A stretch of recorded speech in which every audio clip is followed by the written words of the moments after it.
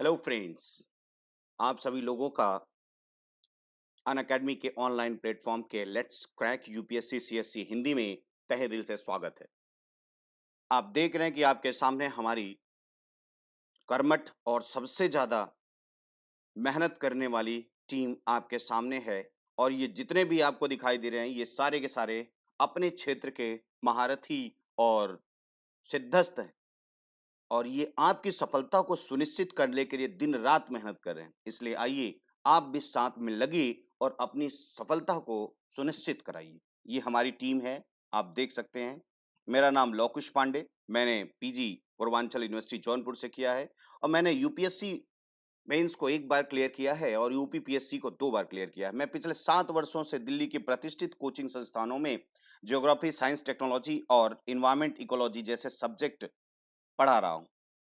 आप क्रैक करना है आपको तो आप इससे जुड़ेंगे तो आपको डेली लाइव क्लासेस मिलेंगी, स्ट्रक्चर्ड कोर्स मिलेगा, क्विज मिलेंगे, अनलिमिटेड आप एक्सेस कर सकेंगे जितनी बार चाहेंगे। जब भी कोई डाउट हो तो उसको फिर से रिवाइंड करके देख सकते हैं। और यही नहीं, आपको इंडिया के जो टॉप मोस्ट एजुकेटर्स हैं उनके साथ में आपको इंटरेक्ट करने का और साथ ही उनसे पढ़ने का सौभाग्य भी मिलेगा। आपको अगर हमसे जुड़ना है तो आपको सबसे पहले जो है अनअकैडमी लर्निंग ऐप को अपने मोबाइल पर जाइए और जो आपका जो प्ले स्टोर है उससे इसको डाउनलोड कीजिए और वहां से आपके ढेर सारे कोर्सेज आपको अवेलेबल है। अगर यदि आप अभी कोर्स के लिए सब्सक्रिप्शन लेते हैं, आप अगर 12 मंथ के लिए सब्सक्रिप्शन लेते हैं तो आपको 36,000 रुपए देने होंगे और अगर 24 महीने के लिए दे रहे हैं तो आपको 43,200 देने होंगे। और यदि आप ये एडमिशन लेते वक़्त LP10 रेफरल कोड, ये मेरा रेफरल कोड है, आप अगर इस्तेमाल करते हैं, तो आपको पूरे के पूरे जो है 10% डिस्काउंट दिया जाएगा। अगर आप 21, 22 और 23 का क्रैक करना चाहते हैं, आपका ये गोल है, यानी this is the goal year of yours, तो मैं आपको बोलूँगा कि आप 24 मंथ वाला आपके लिए सबसे बढ़िया ऑप्शन होगा। क्योंकि आप देख सकते हैं मात्र 36,000 पे अगर आप हम 7200 रुपए जोड़ दें, यानी 7200, तो आपको ये पूरा का पूरा, ठीक है? पूरा का पूरा 2 साल हो जाएगा, इसलिए फ़ायदा आपको यहाँ पर है। चलिए, आज हम लोग देखते हैं आज हमको क्या पढ़ना है। कल हम लोगों ने देखा था डाइजेशन का पार्ट 1 और उसमें डाइजेशन में हम लोगों ने देखा था सभी लोग जितने आए हुए हैं सबको गुड मॉर्निंग, गुड मॉर्निंग। हाँ, आइए सभी लोग आइए। जल्दी-जल्दी आइए, ठीक है? तो डाइजेशन का आज हम लोग शुरू करना चाह रहे हैं, डाइजेशन पार्ट 2। कल हम लोगों ने देखा था पाचन कहाँ तक हमने करा लिया कि स्टमक तक हमारा सारा का सारा मटेरियल पहुँच गया था, और वहाँ हमने पाचन कराया था, जो भी करा लिए थे, है ना? यानी अभी तक हमारे पास पाचन के लिए अगर बात किया जाए, तो अगर मान लो आपने सही ढंग से चबाया है, आप जानते हो अगर सही ढंग से चबाओगे, तो आपके पास मैंने कहा था कि 20-25% जो होता है, 20 से 30% जो होता है, वो स्टार्च जो है वो किसमें मिलता है आपको? स्टार्च माल्टोज़ में मिलता है। मैंने कहा जब आप अच्छे से चबाओगे खाना तो पता चला लिए और सट्ट से निगल गया बेटा, तो ये नहीं होगा माल्टोज़। यानी आपके पास अभी अगर कम से कम अगर बचा होगा स्टार्च, तो अभी आपके पास 80 से 70 टू 80% अभी आपका स्टार्च बचा होगा। क्योंकि मैंने बताया था कि माउथ में अगर हम खाते हैं तो सबसे पहले पाचन तो आपके माउथ से शुरू हो जाता है। आइए अनिल जी, कोई बात नहीं बेटा, सब समझ में आएगा। आप बस आप कैसे हैं, कंसंट्रेशन आपका कैसा है, आपका डेडिकेशन कैसा है, बाकी उसके बाद सब समझ में आएगा बेटा, ऐसा कुछ नहीं है ना? पाचन, हाँ, आपका अनिल जी आपका वेलकम है, आप पहली क्लास है तो, है ना? आइए। तो मैंने बताया था कि इससे पहले हम लोग माउथ से शुरू किए, जब आप खाना खाते हैं तो वो कहाँ जाता है? माउथ में जाता है। माउथ में जैसे ही पहुंचता है चारों तरफ से जो है माउथ में 3 एक्सेसरी ऑर्गन होते हैं, यानी सहायक अंग होते हैं। एक पहला की टीथ होता है। टीथ क्या करता है?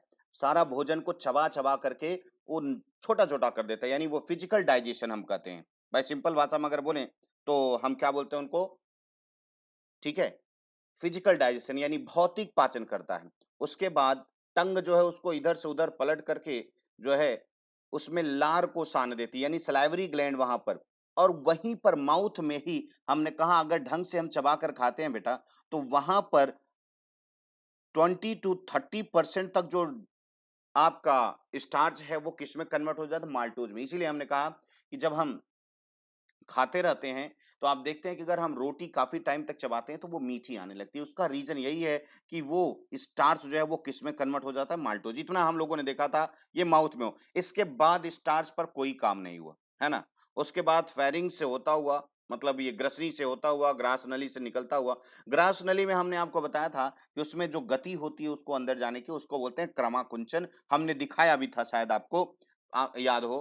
तो क्रमाकुंचन मतलब क्रम से संकुचन होते हुए आगे बढ़ता है। भाई पाइप है तो ऊपर से दबाओगे तो ही प्रेशर लगेगा, फिर दब रहा है, फिर दब रहा है, तो इसको क्रमाकुंचन गति कहते हैं, ठीक है ना?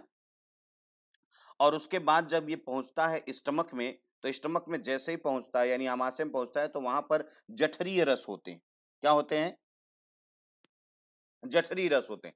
तो इसीलिए बेटा मैं आप लोगों की जिसकी भी पहली क्लास होगी, इसीलिए मैं एक बार रिवाइज कर दे रहा हूँ कि हम लोग कहाँ तक पढ़े हैं, ठीक है? तो आपने कहा कि सर जैसे ही ये आमाशय में पहुँचता है, वैसे ही आमाशय की दीवारों में क्या लगे होते हैं? जठरीय ग्रंथियाँ होती हैं, जठर ग्रंथियाँ होती हैं। वो जठर ग्रंथियाँ क्या करती हैं? वो जठरीय रस का स्रावण करती हैं, यानी गैस्ट्रिक जूस निकालती हैं। और उस गैस्ट्रिक जूस में काफ़ी इम्पोर्टेंट जो है, बहुत ही इम्पोर्टेंट जो है प्रोटीन पचाने के लिए मतलब इम्पोर्टेंट आप कह लीजिए काफ़ी मतलब ढेर सारे नहीं है, महत्वपूर्ण है। यानी ज़्यादा इम्पोर्टेंट है वो, क्योंकि वही प्रोटीन पर पहला प्रहार करता है ना? वो प्रोटीन पे प्रहार करता है, मैं दिखाऊँगा आगे भी। तो वो प्रोटीन में पहुँच के क्या करता है, पहले ब्रेक कर देता है उसको, ठीक है? प्रोटीन को ब्रेक करता है, पाचन की यानी अगर देखा जाए तो आमाशय जो है वो प्रोटीन के पाचन के लिए सबसे बेस्ट जो होता है, वो क्या होता है? बेटा बहुत जल्दी ज्योग्राफी भी ला रहे हैं हम, बहुत जल्दी ज्योग्राफी ला रहे हैं। अभी थोड़ा-सा चीज़ें जब हम शुरू करते हैं बेटा उसको जब तक एकदम एंड पर नहीं पहुँच जाता तब तक हम आगे कोशिश नहीं करते। या हम अभी देखेंगे तो सेकंड मीटिंग जो है कोशिश करेंगे कि आप लोगों के लिए ज्योग्राफी और ज्योग्राफी जो शुरू होगी बेटा वो पूरी मैपिंग से होगी सबसे पहले। क्योंकि मेरे ज्योग्राफी पढ़ाने का एकदम अलग अंदाज़ जब तक आप जो है ज्योग्राफी नहीं समझ पाते हैं पूरा मतलब पूरे वर्ल्ड को नहीं समझ पाते तब तक ज्योग्राफी नहीं पढ़ पाते। इसलिए हम बहुत जल्दी शुरू करेंगे, ठीक है ना? हाँ, आइए जल्दी-जल्दी सभी सभी लोग जल्दी-जल्दी आया करिए। सुबह अब बोलते हैं हम लेट होते हैं। अरे आप लोग जल्दी इसीलिए मैं 10 मिनट थोड़ा लेट करके आता हूँ। सबको भाई आइए, thank you, good morning, Radhe Radhe जितने भी जन हैं सबको आइए। तो आपने देखा कि इस पर आपने देखा क्या? कहा कि सर जब ये पहुँचा कहाँ पर? आमाशय में। आमाशय में पहुँचेगा तो आमाशय की दीवारों से क्या निकलेंगे? रस निकलते हैं और वो रस क्या करते हैं? जिसको जठरी रस कहते हैं। उसमें होता है एंजाइम जिसका नाम क्या था? पेप्सिन। लेकिन इस पेप्सिन को जो है एक्टिव कौन बनाता है? वो उसके साथ में आता है हाइड्रोक्लोरिक एसिड, है ना? हाइड्रोक्लोरिक एसिड आता है और उसको एक्टिव बनाता है। बेटा जो नया आया होगा वो डाइजेशन का पहला वाला वीडियो जाके ज़रूर देख लेगा। आज तो फिलहाल साथ में चलते रहो, इसके बाद जो है उसको ज़रूर देख लीजिएगा। इससे आपकी क्लैरिटी बनी रहेगी, ठीक है ना? तो यानी कहने का मतलब कि जैसे ही वो मतलब स्टमक में पहुँचता है, तो स्टमक में आपने देखा कि प्रोटीन जो है, प्रोटीन पर एक एंजाइम आता है जिसका नाम होता है पेप्सिन, है ना? क्यों भाई? हाँ, यस। एचसीएल जो होता है इसी पेप्सिन को पहले ये पेप्सिन नहीं होता, इसका पहले जैसे ही ये निकलता है जठरी रास्ते इसको हम पेप्सिनोजन बोलते हैं, है ना? पेप्सिनोजन। पेप्सिनोजन का मतलब है कि ये अभी एक्टिव नहीं है बेटा और जब इस पर एचसीएल आता है ना? मैं दिखाऊँगा अभी। एचसीएल जब इससे टकराता है, तो ये कन्वर्ट हो जाता है किसमें? पेप्सिन में। Yes, yes, yes. अब पेप्सिन एक्टिव हो गया। ये जैसे ही स्टमक में देखा कोई प्रोटीन आया है, तुरंत इसको तोड़ना शुरू किया और सारी प्रोटीन 100% जितनी यहाँ पर है, सारी प्रोटीन को किसमें बदल दिया? पेप्टोन्स में। हाँ, अभी यहाँ पर एमिनो एसिड में पूरा नहीं कन्वर्ट किया बेटा, ये ध्यान रखना। अभी एमिनो एसिड में पूरा कन्वर्ट नहीं किया है मेरे भाई, समझ पा रहे हैं ना? तो ये कहने का मतलब ये कि ये पेप्टोन्स पेप्टोन्स का मतलब मैंने आपको बताया कि बेटा देखो, प्रोटीन जो है वो मान लो कि एक बहुत बड़ी दीवार है और इस दीवार की जो ईंट है उसका नाम क्या है थोड़ा बताएँगे हमको? हाँ, हाँ, हाँ। ठीक है, हाँ, बिल्कुल, बिल्कुल। यानी कहने का मतलब ये कि वो जैसे ही ध्यान रखिए, ये प्रोटीन क्या है? मैंने कहा प्रोटीन जो है एमिनो एसिड का क्या है? ये पूरी की पूरी एक दीवार है बेटा।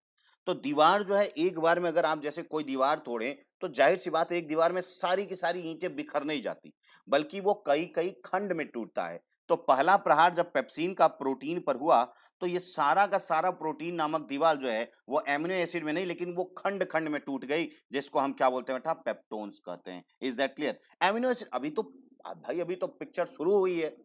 यानी अभी तो सिर्फ आप कहाँ पर हो? भाई अभी तो सिर्फ आप स्टमक में हो ना। अब स्टमक में पूरा अगर पाचन हो जाता बेटा फिर इतनी बड़ी आंत लगाने की क्या जरूरत थी? इसका मतलब अभी आगे भी पाचन की क्रिया आगे भी चलेगी, ठीक है ना? तो यानी कहने का मतलब है यहाँ पेप्टोन्स में ही टूटा। अब आगे अगर प्रोटीन भी कुछ भी मिलेगा तो किस रूप में मिलेगा आपको? पेप्टोन्स में मिलेगा। सीधे-सीधे अब आपको प्रोटीन कहीं मिलने वाली नहीं है। लेकिन अभी स्टार्च आगे मिलेगा, क्योंकि पूरा का पूरा स्टार्च जो है वो माल्टोज में नहीं कन्वर्ट हुआ है। भाई डाइजेशन का तो सिर्फ फंडा ही एक है कि जो भी खाए हो उसको पचा लो, मतलब उसको तोड़ लो के सिंपलेस्ट फॉर्म में। बस वही जब आप पूरा तोड़ लेंगे, सिंपल फॉर्म में टूट जाएगा, तो उसी को हम क्या बोलेंगे? डाइजेशन करेंगे, ठीक है? आइए आगे। हमने ये देखा था कि ये क्या है? ये आपका जो है वो पाचन तंत्र है ना? सीधे-सीधे एक बार हमने फिर से कहा कि आपको समझ में आ जाएगा।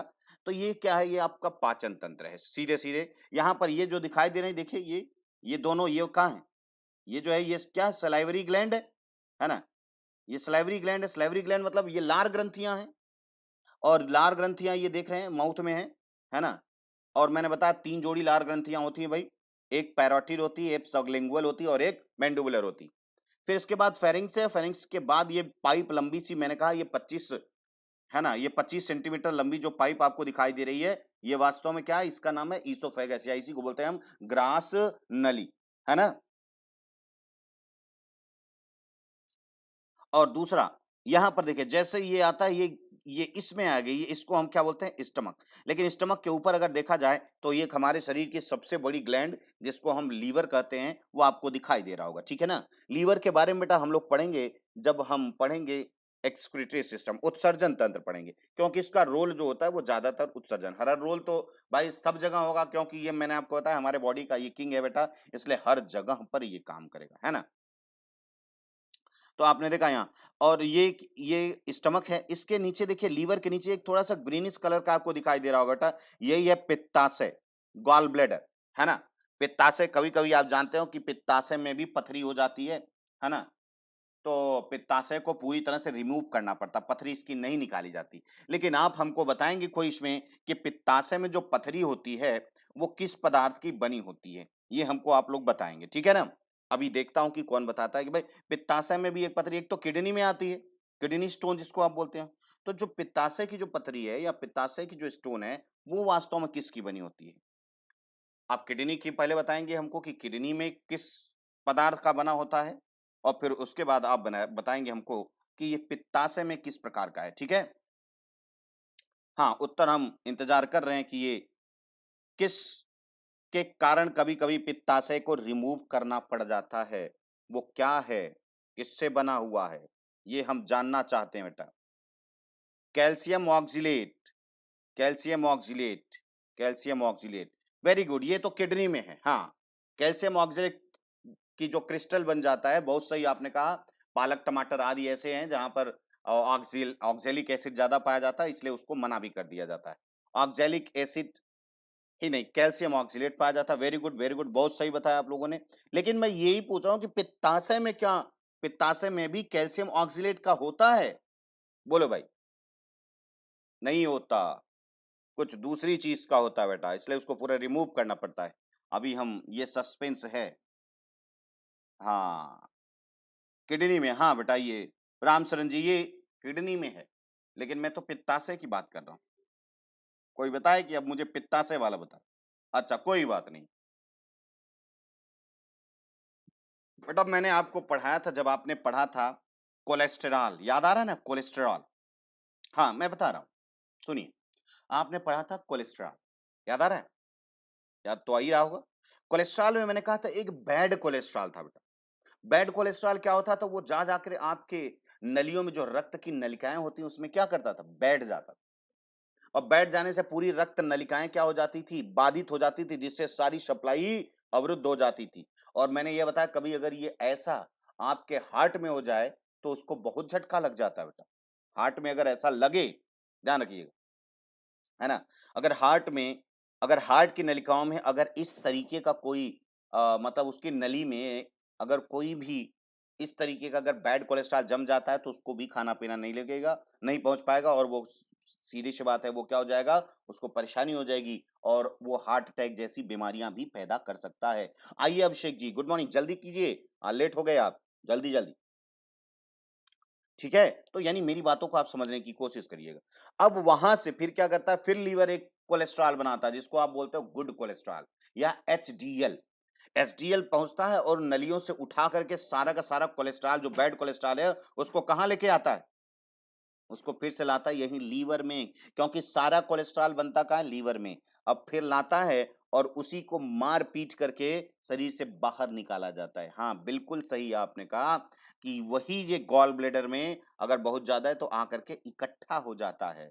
तो इसमें बैड कोलेस्ट्रॉल यानी इसमें कोलेस्ट्रॉल की पथरी, कोलेस्ट्रॉल जम जाता है बेटा, उससे इसकी पथरी बनती है। बात क्लियर हो रही है? तो यानी पित्ताशय में पथरी कैल्शियम ऑक्सलेट की नहीं बल्कि किसकी है? कोलेस्टेरॉल की। बात क्लियर? इसीलिए इसको पूरी तरह से रिमूव कर दिया जाता है, और अगर रिमूव कर दिया जाएगा तो क्या परेशानी होगी बेटा, ये तो अब आगे हम लोग जैसे जैसे बढ़ते जाएंगे वैसे वैसे देखेंगे। अभी तो कुछ नहीं देखना है, क्लियर ना? आगे देखेंगे।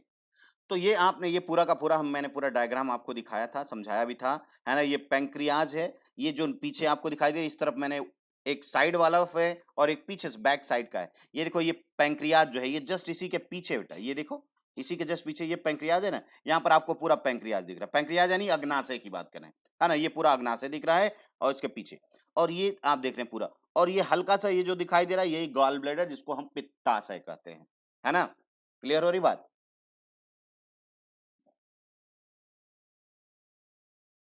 ठीक है? तो इस तरीके से तो गॉल ब्लैडर बेटा, गॉल ब्लैडर एक ग्लैंड है, कोई सेल नहीं है कि न्यूक्लियस पाया जाता है या नहीं पाया जाता, ठीक है? तो यहाँ पर आप देखिए यहाँ, अब इसके बाद देखिए, सीधी सी बात है कि अब अगर स्टमक से फूड जाएगा तो बेटा पहुंचेगा कहाँ? बोलो। हाँ, आज काफी लेट हो रहे हैं आप लोग, थोड़ा जल्दी कीजिए। तो आपने देखा यहाँ कि अब स्टमक तक तो हम लोगों ने खाना-पीना पहुँचा दिया था। स्टमक के बाद अब कहाँ जाएगा? स्टमक से ग्रहण करता है ग्रहणी, जिसको हम क्या बोलते हैं? हाँ,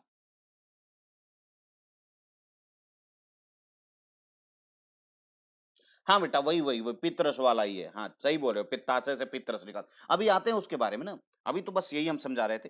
तो यानी कहने का मतलब ये सारे के सारे पार्ट समझ गए। ये लीवर है यानी यकृत जिसको आप बोलते हो, ये अग्नाशय यानी पैंक्रियाज है, ये आमाशय है, ये पित्ताशय है, और ये बड़ी-सी जो मोटी-सी दिखाई दे रही है ये क्या है?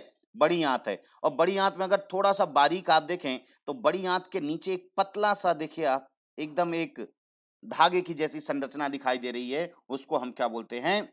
हाँ, उसको बोलते हैं हम अपेंडिक्स। ये देखिए बेटा यहाँ पर ध्यान दीजिएगा, यहाँ पर ये जो निकला हुआ है, इसमें देखिए ध्यान से, इस वाले में आप देखेंगे, ठीक है? तो यहाँ पर आपको दिखाई दे रहा होगा, ठीक? ये, और ये यहाँ पर ये देखिए, ये और ये बहुत ज़्यादा जो कन्वोल्यूटेड है, बहुत ज़्यादा मुड़ी-मुड़ी जो दिखाई दे रही है, ये है छोटी आंत। देख रहे हैं ये बहुत इस तरह से मुड़ी-मुड़ी रहती है। आगे हम बढ़ते हैं। ठीक है? तो अच्छा, आँत को भी हमने कहा छोटी आँत जो है वो 3 पार्ट में डिवाइड होती है भाई। ये शुरुआत वाला पार्ट जो है, इसको हम क्या बोलते हैं? ये जो शुरुआत वाला पार्ट है, इसको हम बोलते हैं बेटा ग्रहणी, है ना? और ग्रहणी के बाद यहाँ से जैसे ये यहाँ से शुरू होती है, ये जो मुड़ी-मुड़ी है यहाँ तक ग्रहणी, इसके बाद जो शुरू होता है उसको बोलते हैं मध्यांत। क्या बोलते हैं? मध्यांत यानी जेजुनम मध्य वाला पोर्शन। उसके बाद जो लास्ट वाला पोर्शन होता है, जो अंतिम वाला पोर्शन होता है, उसी को हम क्या बोलते हैं? पश्चांत्र या इलियम कहते हैं। इतनी बात तो क्लियर हो गई होगी मेरे ख्याल से। है? अभी सब पता चल जाएगा बेटा अपेंडिक्स का ये क्या यूज़ होता है, ठीक है ना? आप पहले एक बार कॉन्संट्रेट होकर के पूरा देखिए। पहले एक बार आप देखा करिए, फिर उसके बाद आप बना के रखा करिए, मैं आपको टाइम दूँगा। देखिए बीच-बीच में अगर आप बहुत ज़्यादा सवाल करते रहेंगे तो गड़बड़। आप उस सवाल को बराबर लिख लो बेटा, और उसके बाद जो है ना, लास्ट में जब मैं बोल दूँगा कि भाई चलिए अब आप लोगों का सवाल सेशन हो गया, तो आप पूछा करिए, उसमें ज्यादा मजा आएगा, ठीक है ना। तो मैं आप सभी लोगों से यही कहूंगा कि सारे के सारे एक साथ सवाल जो है, जैसे ही मैं जब खत्म होने वाला होगा तो मैं 10 मिनट 15 मिनट पहले बोल दूंगा कि बेटा देखो खत्म होने वाला है, आप लोगों का जो सवाल है आप बोलिए, ताकि सवाल सेशन का ना मजा एक अलग आए। क्योंकि इसमें मेरा ना फ्लो टूट जाता है यार, क्योंकि पढ़ाते पढ़ाते होता क्या है कि सारे के सारे बीच बीच में पूछते रहते हैं, ये है तो वहां पर प्रॉब्लम आ जाती, ठीक है ना। तो इस तरीके से आप थोड़ा सा ध्यान रखिएगा। चलिए, सवाल आप पूछिएगा। और जहां पर कॉन्सेप्ट की बात हो, ज्यादातर बेटा कॉन्सेप्ट की बात जहां पर हो, कहां पर क्या कैसे हो रहा होगा, ठीक है ना, उस पर आप लोग ज्यादा विशेष ध्यान दीजिए। आप यूपीएससी की तैयारी करने वाले, वनडे की नहीं कर रहे हैं, इसलिए मेरा हमेशा रहता कि कॉन्सेप्चुअल बेस्ड पढ़ाया जाए। चलिए हम लोग यहाँ पर देख लेते हैं अभी ग्रहणी कैसी है, कहाँ रहती है, वगैरह वगैरह, एक एक चीजों को देख लेंगे, है ना। हाँ, वेरी गुड वंदना जी, वेरी गुड। ग्रहणी, जेजुनम और इलियम। ग्रहणी, मध्यांत्र और पश्चांत जिसको बोलते हैं। ग्रहणी में पाचन अब हम लोग शुरुआत करने वाले हैं, क्योंकि आमाशय से जुड़ा हुआ जो होता है वो ग्रहणी है। और ग्रहणी में कैसे पाचन होता है देखते हैं। तो ग्रहणी में ना दो इंपॉर्टेंट जो है पाचक ग्रंथियां जो है वो मिली होती, एक तो होता है पित्ताशय और दूसरा होता है क्या, अग्नाशय। पित्ताशय और अग्नाशय ये दोनों मिली होती, दोनों जुड़ी होती हैं, ठीक है। तो पित्ताशय और अग्नाशय को हम देखेंगे कि एक तरफ पित्ताशय है, यहाँ देखिए ये क्या है, पित्ताशय को हम क्या बोलते हैं, पित्ताशय को हम हिंदी में भाई पित्ताशय ही बोलते हैं, पित्ताशय। इसका नाम है, पित्त मतलब पीला होता है, आशय मतलब है ना, रखने वाला। तो ये पित्ताशय है। और दूसरा वाला कौन सा है भाई, अग्नाशय, अग्नाशय। अब पित्ताशय को समझिएगा एकदम बहुत बारीकी से। पित्ताशय आशय है, ये कुछ बनाता नहीं है बेटा, ये सिर्फ जो है लीवर बनाता है, क्या है ना। हाँ,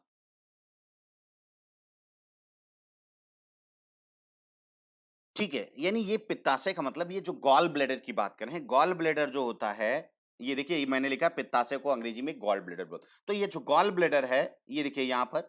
और फिर इसके बाद अग्नाशय यानी पैंक्रियाज की बात करें, तो गॉल ब्लैडर जो होता है, मैंने कहा ये सिर्फ स्टोर करता है क्या, जो लीवर्स में बनता है, जिसको हम बोलते हैं पित्त रस या बाइल जूस। क्या बोलते हैं हम इसको, बाइल जूस या पित्त रस बोलते हैं बेटा, पित्त रस, ध्यान रखिएगा। ये पित्त रस है, ये पित्त रस निकालता है, यानी बाइल जूस निकालता है। इसी तरह से पैंक्रियाज की बात करें तो ये पैंक्रियाटिक जूस निकालता है ना। हाँ, pancreatic juice, clear. Pancreatic juice का मतलब हुआ अग्नाशयी रस। यहां पर देखिए अग्नाशयी रस को निकालता है कौन, ये अग्नाशय, ठीक है। पहला कौन क्या निकाल रहा है, देखो दो ग्लैंड, ये किससे जुड़ी हुई है, ड्यूडिनम से, यानी ग्रहणी से जुड़ी हुई है। हाँ, पित्त रस बेटा, यस। पित्ताशय पित्त रस निकालेगा और अग्नाशय अग्नाशयी रस निकालेगा, ठीक है। और आपने अब देखा, अब क्या होगा, पित्ताशय से जो निकलते हैं बाइल जूस, इसमें दो चीजें होती है बेटा, इसमें दो चीज होती है। एक तो होता है बाइल सॉल्ट, एक को हम क्या बोलते हैं, बाइल सॉल्ट, यानी पित्त लवण, इसको हम क्या बोलते हैं, पित्त लवण। और दूसरा है, यहां पर जो दिखाई दे रहा है, दूसरा जो है ये, इसको हम बोलते हैं बिलुरिबिन। क्या बोलते हैं, बिलीरुबिन, बिलुरिबिन बोलते हैं इसको, हिंदी में भी बोलते हैं बेटा बिली, ये देखिए बिलीरुबिन, ठीक है। दो चीजें होती है, मैंने आपको बताया पैंक्रियाटिक जूस में। हाँ बिल्कुल, एंजाइम है बेटा, अभी समझा रहे हैं, बता रहे हैं। तो आपने देखा कि पित्ताशय से निकलता है पित्त रस, यानी गॉल ब्लैडर से निकलता है बाइल जूस। और फिर ये पित्त रस की बात करें तो इसमें दो चीजें हैं, एक मतलब पित्त रस में दो चीजें होती हैं, एक को हम बोलते हैं बाइल सॉल्ट और दूसरे को बोलते हैं बिलुरुबिन, ठीक है। अब इस यहां से जो अग्नाशयी रस निकला था, अग्नाशयी, अब देखेंगे आगे कि हम लोग बाइल सॉल्ट करता क्या है और बिलुरुबिन क्या चीज है, इन दोनों को हम समझेंगे, है ना, ठीक है। इसको हम देखते हैं और समझेंगे कि क्या होता है क्या नहीं होता, ठीक है ना। अब देखिए दूसरा क्या है, अग्नाशय से निकलता है अग्नाशयी रस, और इसमें होते हैं तीन महत्वपूर्ण एंजाइम, दोनों बातें समझ गए। और ये सारा का सारा जो निकलता है वो जाता कहाँ है, वो देखिए यहाँ हम आपको दिखा रहे हैं। हम अभी ये पूरा का पूरा आपके सामने ये दिख रहा है, ये क्या है, इसको हम थोड़ा सा देखना चाहते हैं, मेन ग्रहणी देखना चाहते हैं। ग्रहणी क्या है, ये पूरा का पूरा आपको दिखाई दे रहा है, ये पूरा का पूरा पार्ट, ये डाइजेस्टिव सिस्टम है। हम थोड़ा सा देखते हैं, ये देखिए ये बेटा, ये जो छोटा सा पार्ट आपको दिखाई देता है, ये वाला जो पोर्शन आपको दिख रहा है, ये वाला पोर्शन, ये वाला, यही जो है वो क्या है, ग्रहणी। और इसमें आप देखिए तो 2 पार्ट, ये क्या है, ये पैंक्रियाज से यहाँ पर आ रही है और यहाँ से ये देखिए ये वाली, ये डक्ट दिख रही ना, ये कॉमन, अरे किधर घूम रहा है बे? ये सारे के सारे देखिए एक साथ इसमें खुल रहा है, यानी ये कॉमन डक्ट से खुल रही है बेटा, ठीक है ना? ये कॉमन डक्ट से खुल रही है, हाँ बिल्कुल सही कर रहे हैं आप। कॉमन डक्ट से जो है वो यहाँ पर खुल रही है। बात क्लियर? तो आपने देखा, इसको अच्छी तरह से समझ भी लिया होगा। आप अगर चाहें तो फिर से देखिए कि सारा चीज क्या है, ये आपको समझ में आ जाएगा। मैं सिर्फ आपको यहाँ पर ग्रहणी दिखाना चाहता हूँ कि ग्रहणी कहाँ है। ये पूरा का पूरा डाइजेस्टिव सिस्टम आपको मैंने दिखाई दिया है। तो यहाँ पर मैंने छोटा सा इसको कट किया है और यहाँ पर मैंने आपको ग्रहणी, ये देखिए छोटा सा पार्ट जो आपको दिखाई दे रहा है ये। बाकी इसमें देखिए वो गाल ब्लैडर वो नीचे आपको दिखाई दे रहा है लीवर के। ये क्या करता है, लीवर में बने पित्त रस यानी बाइल जूस को स्टोर करता है और आवश्यकता अनुसार जो है वो कहाँ पर डालता है, वो ड्यूटीनम में डालता है। क्लियर? यानी छोटी आंत का ये जो स्टमक से लगा हुआ जो भाग है छोटा सा, उसी को हम डिओडिनम कहते हैं। क्लियर ना? बात क्लियर हो रही होगी मेरे ख्याल से। तो इसी में दोनों मिलते हैं, तो दोनों का भी हम लोगों को काम देखना। एक कौन मिला, पित्ताशय।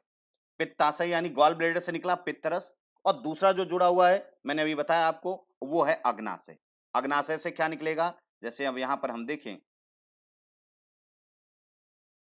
ये देखिए, जैसे यहाँ तो ये गॉल ब्लैडर है, ये पैंक्रियाज है। तो ये देखिए, ये पैंक्रियाटिक डक्ट, ये जो डक्ट बोला जाता है, नलिकाओं को जो है वो डक्ट कहते हैं।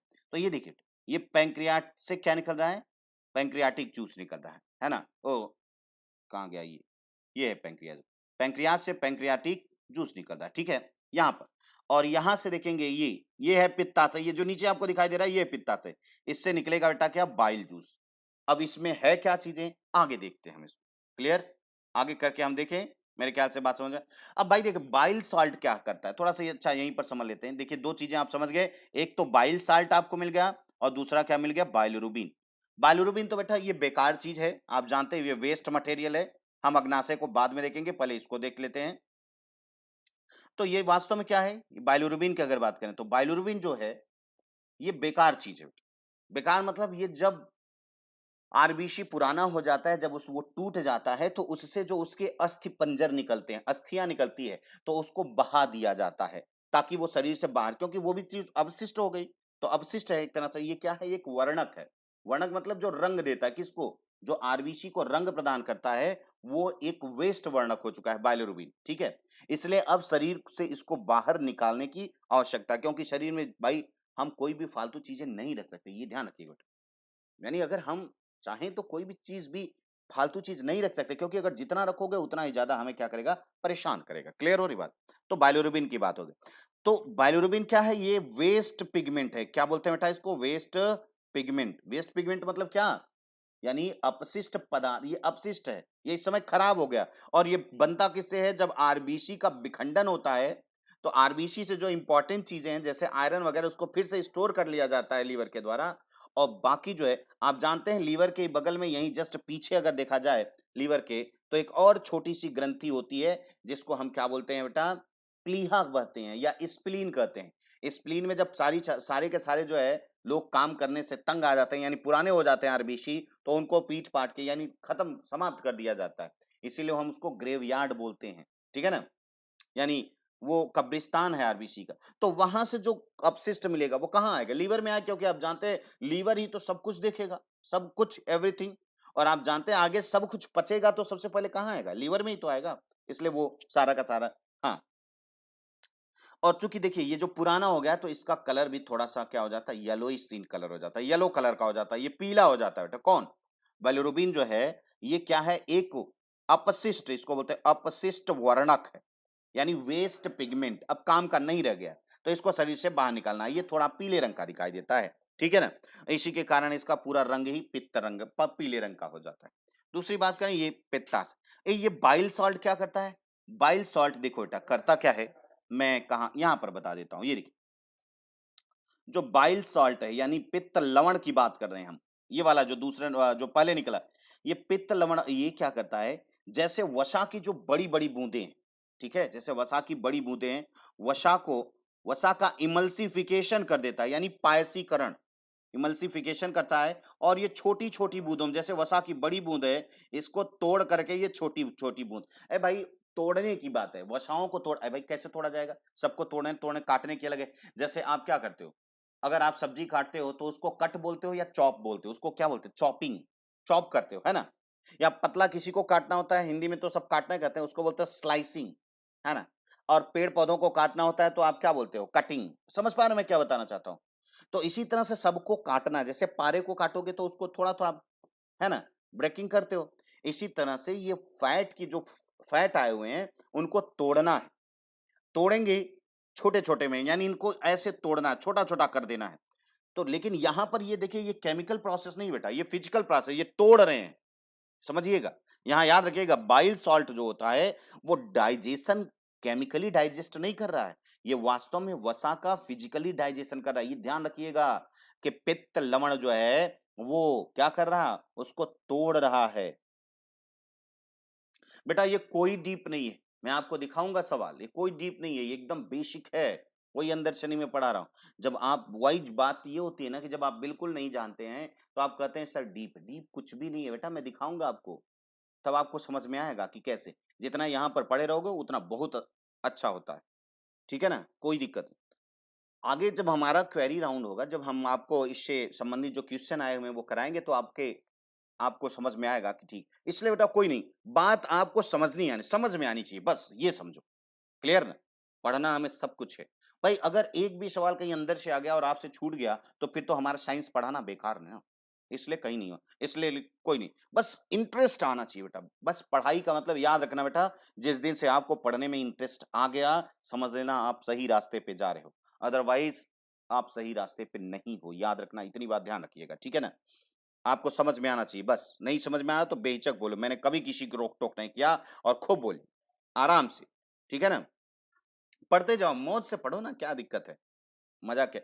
भाई मजा लेकर के हर बातों को ये एकदम मजे से ही होना चाहिए, जैसे गेम की तरह आपको होना चाहिए। पढ़ाई भी एक गेम होनी चाहिए, कभी टेंशन नहीं लेना है इसको। जानकारी, मैंने आपको क्या बताया? जानकारी सोचो कि हम ये चीज़ों को भी जान जा रहे हैं, वो चीज़ों बेटा फिर तो हम जब ज्योग्राफी भी पढ़ाएँगे तो आपको लगेगा सर डीप में भी इतना तो कोई नहीं जाता।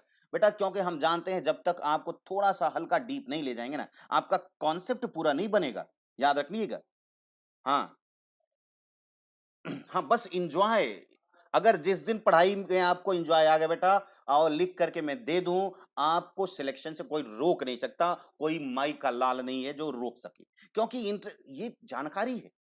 आप देखोगे ज्यादातर जितने भी स्टूडेंट होते हैं, ज्यादातर जो सेलेक्ट होते हैं, उनका एक हौसला, वो क्या-क्या नहीं पढ़ जाते। इसलिए डोंट वरी, है ना? बस समझ में आना चाहिए, बस ये।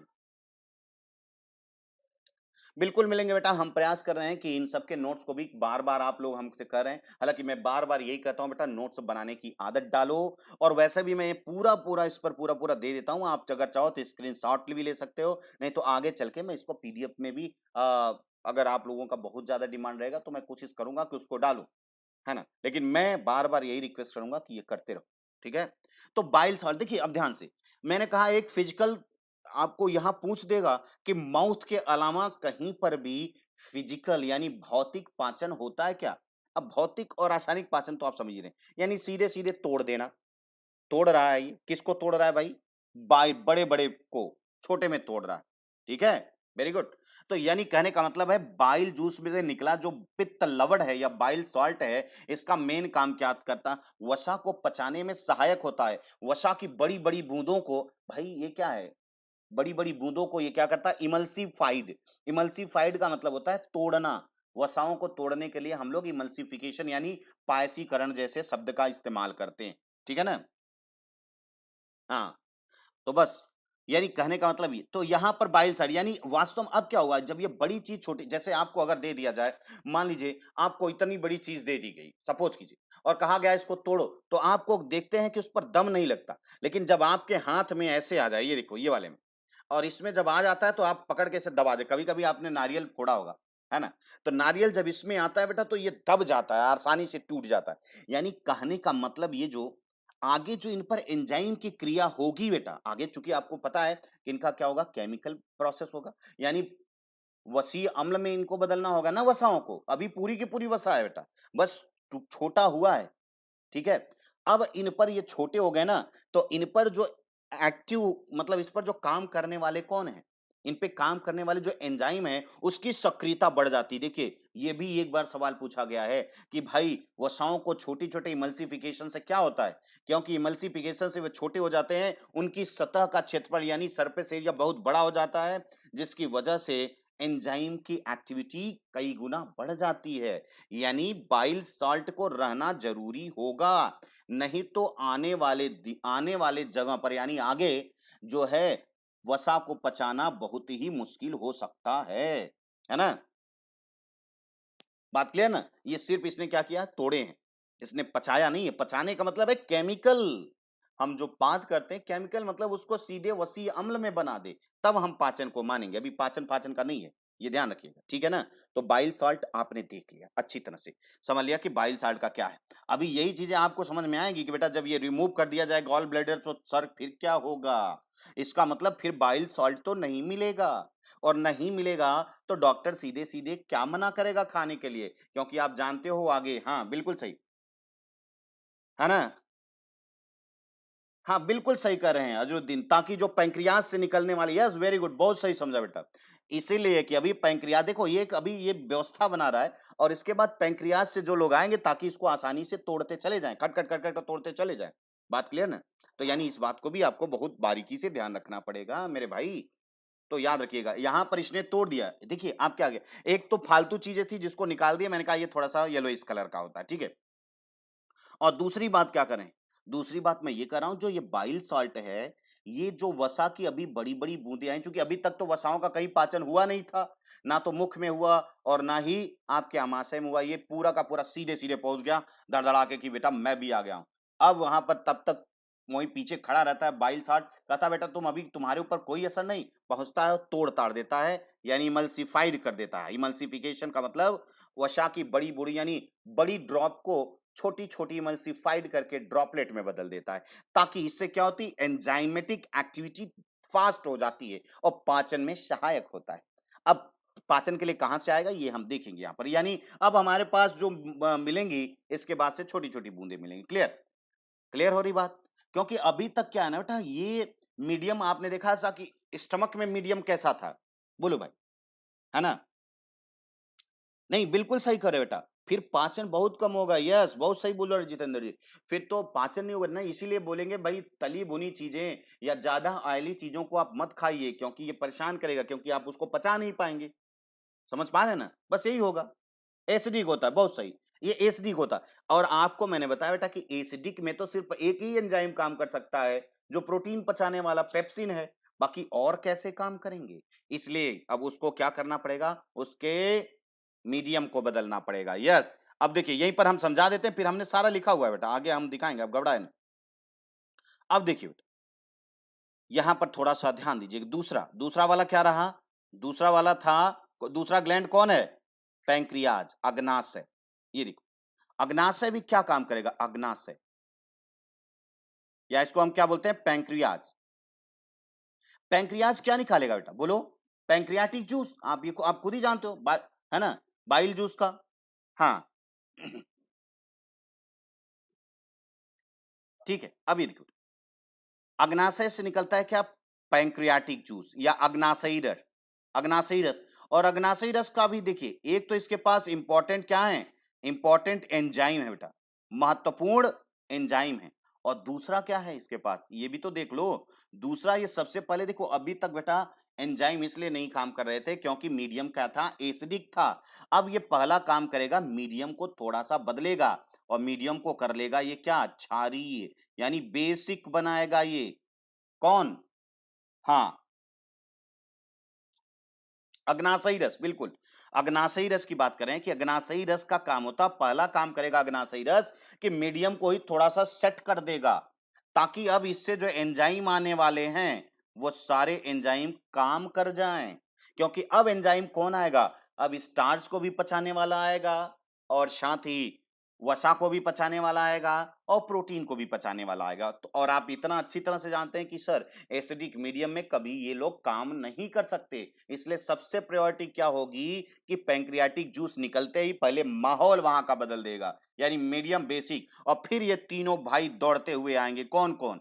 यहाँ पर 3 एंजाइम होंगे, याद रखना। कौन-कौन है एंजाइम? हमको बताइएगा थोड़ा-सा। हाँ, बोलो भाई। नहीं, इंसुलिन कोई एंजाइम नहीं बेटा, ये हार्मोन है। हाँ, यहाँ से निकलता है इंसुलिन, आगे बात करेंगे। ये मिक्स ग्लैंड है ना, तो ये मिक्स ग्लैंड का मतलब है कि जो हार्मोन और हार्मोन के साथ और कुछ भी निकाल। तो अभी हम बात नहीं करना चाहते बेटा इंसुलिन की, हम लोग सिर्फ अभी यहाँ बात करेंगे। इंसुलिन की हम बात करेंगे जब हार्मोनल ग्लैंड पढ़ेंगे तो। इसलिए प्लीज आप लोग एक तरफ रहा करिए, ठीक है?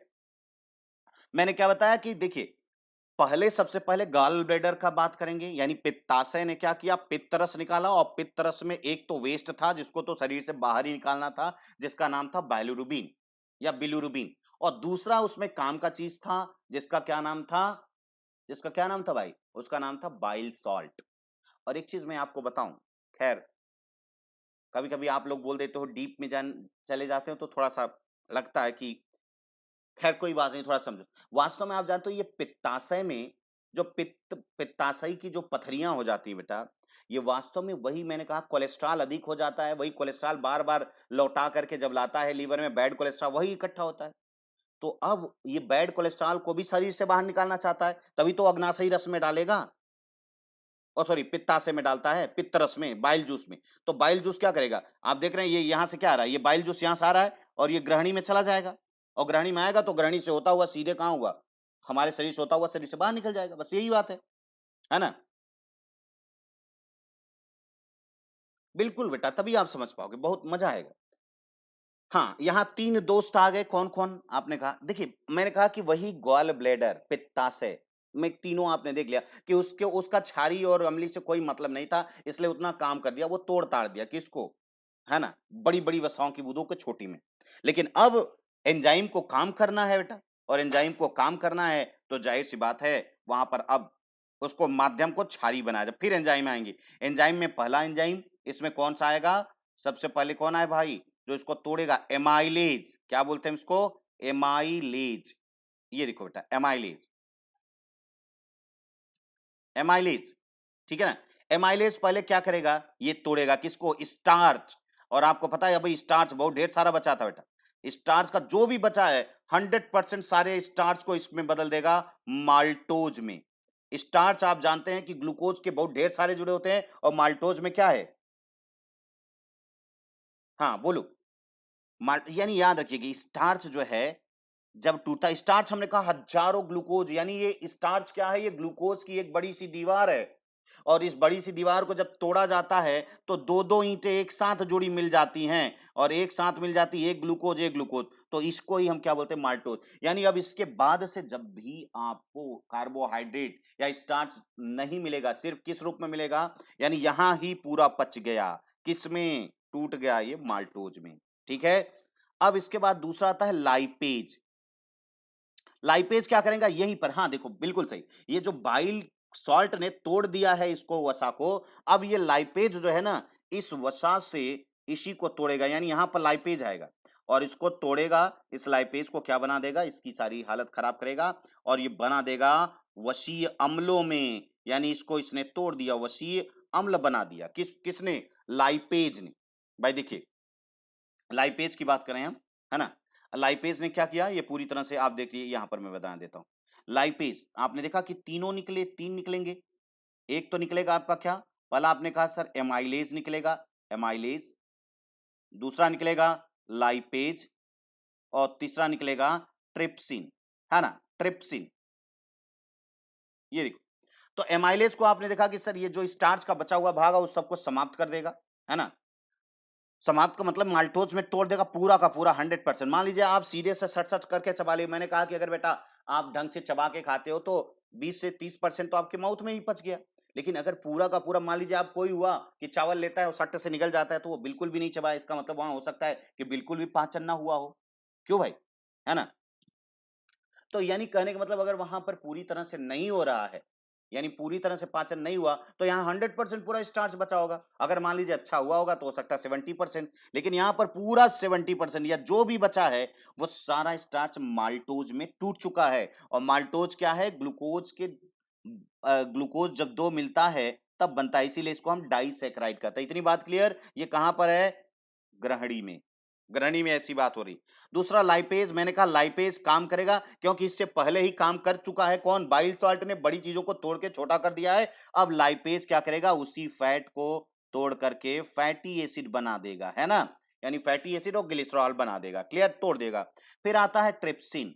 अब ट्रिप्सिन किस पर काम करेगा, आपने देखा था इससे पहले, हाँ सही बात बोल रहे हो, ठीक है। यानी कहने का मतलब पैंक्रियास में, ये ध्यान रखिएगा बेटा, ध्यान से समझिएगा, माल्टोज की हम लोग बात करें ना, हाँ बिल्कुल। अभी यहां पर ग्लूकोज नहीं मिलेगा बेटा, ग्लूकोज बिल्कुल नहीं मिलेगा ना, तो यानी ग्लूकोज कहां मिलेगा, ग्लूकोज तो आगे मिलेगा ना, अभी तो हम चल रहे हैं, काहे घबरा रहे हैं।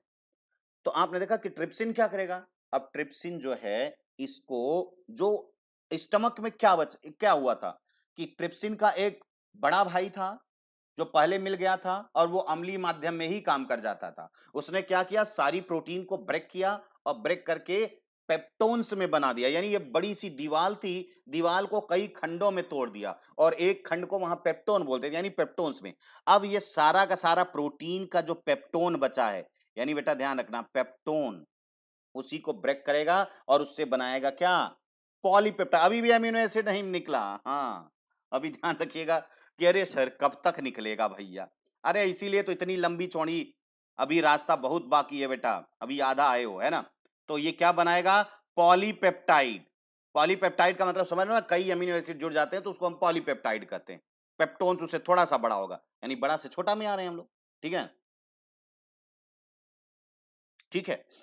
हाँ, माइलेज नहीं बेटा, लाइपेज, क्लियर, लाइपेज की बात कर रहा हूं। तो इतनी बातें आपको समझ में आ गई हैं, तो ये सारा का सारा काम कर गए यहीं पर। आइए अब हम लोग आगे बढ़ते हैं, मैंने यही सब कुछ लिखा हुआ है बेटा, अब आपको सब समझ में आ जाएगा। ये देखिए, वहां से निकलता है क्या, पित्ताशय, पित्ताशय होता है और दूसरा अग्नाशय होता है। तो पित्ताशय को थोड़ा सा समझने की कोशिश करेंगे, है ना, एक एक बातों को आप आराम से समझेंगे, बहुत बहुत मजेदार चीज है ना। अब ये पित्ताशय कहां पर है, मैंने आपको दिखाया था कि यकृत के नीचे है। आपने देखा था कि ये आपका बड़ा सा क्या था भाई, ये बड़ा सा ऐसा ही इसी तरह से तरीके से आपने देखा होगा कि ये आपका लीवर बना था और लीवर के जस्ट नीचे आपको ये दिख रहा था। तो ये पित्ताशय, ये करा कि ये लीवर के नीचे होता है, बिल्कुल नीचे होता है, जो कि यकृत में बने पित्तरस। और ये जो ये पित्तरस बनता है वो बनता कहाँ है, वो यकृत में बनता है बेटा, ठीक है ना। यकृत में जो बनता है उसी का ये संग्रहण करता है, इसी से इसको आशय बोलते हैं, पित्ताशय। पित्त मतलब पीला, जान ही रहे। पित्त रस में दो चीजें होती हैं, एक को हम बोलते हैं बिलुरिबिन और दूसरे को क्या बोलते हैं बेटा, बाइल साल्ट, यानी पित्त लवण। आप देख लीजिएगा, एक को बिलुरिबिन और दूसरे को क्या बोलते हैं, पित्त लवण बोलते हैं। बिलुरिबिन की बात करें, बिलुरिबिन ये क्या है, बिलिरुबिन जो है एक अपशिष्ट वर्णक है, मैंने यहाँ पर लिखा है बेटा, अपशिष्ट वर्णक, जो कि आरबीसी के विखंडन से बनता है। जब आरबीसी मतलब पुरानी दुरानी हो जाती है तो वो जो उसका खर मतलब अस्थि पंजर जैसे होता है ना, किसी को जलाने के बाद उसका जो अस्थियां बहाने जाते हैं, तो ये मान के चलिए कि ये आरबीसी की अस्थियां हैं, हाँ, है ना, हाँ ठीक है ना। तो आप समझिएगा, यानी ये क्या कर, आरबीसी के विखंडन से बना अपशिष्ट वर्णक है। और ये मैंने आपको बताया कि आरबीसी जब पुरानी हो जाती है बेटा, ये उसका अस्थि पंजर है ना।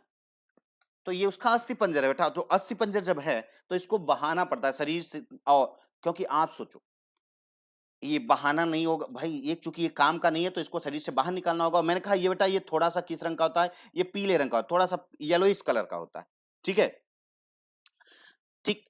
और दूसरा देखिए, लेकिन कभी कभी समस्या क्या आती है, क्या आएगी अभी आप देखिए। दूसरा हमने अभी आपको समझाया था, दूसरा क्या था बेटा, पित्त लवण। पित्त लवण क्या का मेन काम क्या है, इमल्सिफिकेशन, वसा की, यानी फैट की जो बड़ी बड़ी ड्रॉप है उसको तोड़ करके वो छोटी छोटी, और यह वसा के पाचन में सहायक होता है। मैंने कहा ये वास्तव में ये जो पाचन हुआ बेटा, ये कैसा पाचन रहा, जब बड़ी बड़ी बूंदे थी, इसने जो तोड़ दिया तो छोटी छोटी बूंदे हो गई, तो इसका सरफेस एरिया भी बहुत बढ़ गया।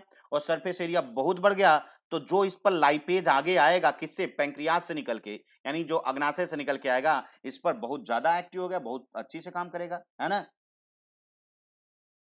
है ना, क्लियर। तो यानी कहने का मतलब इस तरीके से आपने समझ लिया। अब देखिए, यानी यहां पर आप एक एक बात ध्यान रखिएगा कि ये पाचन जो है वो भौतिक है।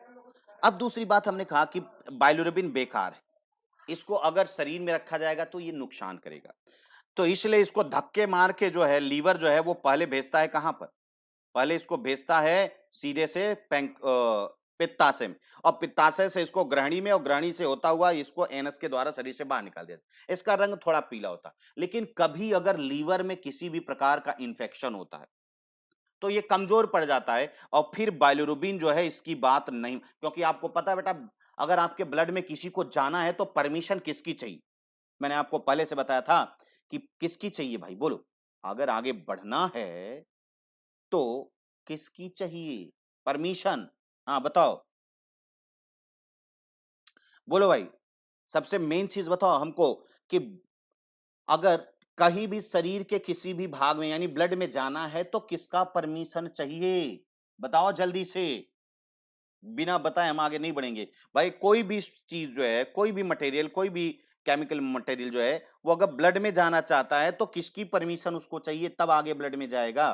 बोलो भाई, कोई तो बोलो। लीवर की, वेरी गुड, बहुत सही। लीवर की, क्योंकि मैंने बताया बेटा, liver is the king of our body. बिना इसके परमिशन के उसके बॉडी में यानी आपके शरीर में कोई भी इधर से उधर यानी एक पंछी तक पैर नहीं मार सकता, आप यूं कह लीजिए। लेकिन अगर मान लीजिए थोड़ा सा ये कमजोर हो जाए तो कोई भी इसकी आंख में धूल झोंक करके वो ब्लड में चला जाएगा। यस, बाइलोरुबिन भी इसी टाइप का गद्दार है कुछ। ठीक है बेकार चीज, आप जानते हैं, हमने कहा कि बेकार है। लेकिन ये क्या करता है, ये जैसे ही बेचारा वो थोड़ा सा परेशानी में होता है, ये दौड़ के कहां चला जाता है, ब्लड में चला जाता है। वो सोचता है कि अरे अब तो ब्लड में देखते हैं कि क्या मजेदार चीजें हैं, दुनिया भर की चीजें यहां पर मिलेंगी। और ये सारा का सारा ब्लड में दौड़ना शुरू कर देता है, दौड़ना शुरू कर देता है, चारों तरफ ब्लड में दौड़ेगा। बेटा अगर ये चारों तरफ ब्लड में दौड़ने लगेगा तो आपका सोचो, ब्लड में तो सब चीजें जाएंगी, क्या दुनिया भर का कचरा वगैरह अगर सब इसी ब्लड से ही भरता चला गया तो बाकी और चीजों का क्या होगा? जैसे ग्लूकोज और भी ढेर सारी है ना, क्या चीज नहीं है ब्लड में? ग्लूकोज है ना, एमिनो एसिड है, फैटी एसिड है, विटामिन है, मिनरल्स हैं, हार्मोन है, एंजाइम है ना, सब कुछ तो इसी में से होके जा रहा है। तो बेटा ये एक और आगे तो ट्रैफिक और हो गया, मान लीजिए बाइलोरुबिन साहब ये हैं और यहाँ पर ग्लूकोज पीछे करा, भैया जाने दीजिए, जाने दीजिए, जाने दीजिए, और ये पूरा क्या करें, पूरा रास्ता रोक करके बैठे हैं, चारों तरफ ऐसे घूमते हुए देख रहे हैं, अरे यार क्या चीज है, क्या चीज। तो समस्या पैदा होगा कि नहीं, आप सोचो, है ना? अब क्या होगा? यस, जब चारों तरफ आपके पूरे शरीर में, हो जानते हो पूरे शरीर में क्या फैला हुआ है, रक्त की नलिकाएं फैली हुई हैं। तो जब चारों तरफ इनका रंग भी मैंने क्या बताया बेटा, पीला है, इसलिए देखो थोड़ा सा मैंने गाढ़ा पीला कर दिया इनको। रंग मैंने ये जो पीले रंग का बनाया हुआ है, तो यहाँ पर पीला-पीला आपको ज़्यादातर क्यों दिखाई दे रहा है बेटा? है ना? हाँ, क्योंकि पित्त लौण देखिए यहाँ पर हमने रेड कलर से लिखा था हाइलाइट होने के लिए, लेकिन यहाँ पर हमने पीला क्यों किया? ताकि आपको समझ में आए कि भैया पीला मतलब कुछ होने वाला है। तो पूरे बॉडी में अगर ये बिलिरुबिन फैल गया, बेटा फिर क्या हो जाएगा? बोलो। ये देखो यहाँ पर भी पीला-पीला दिख रहा है ना? पीलिया हो जाएगा बेटा, ये जॉन्डिस हो जाएगा।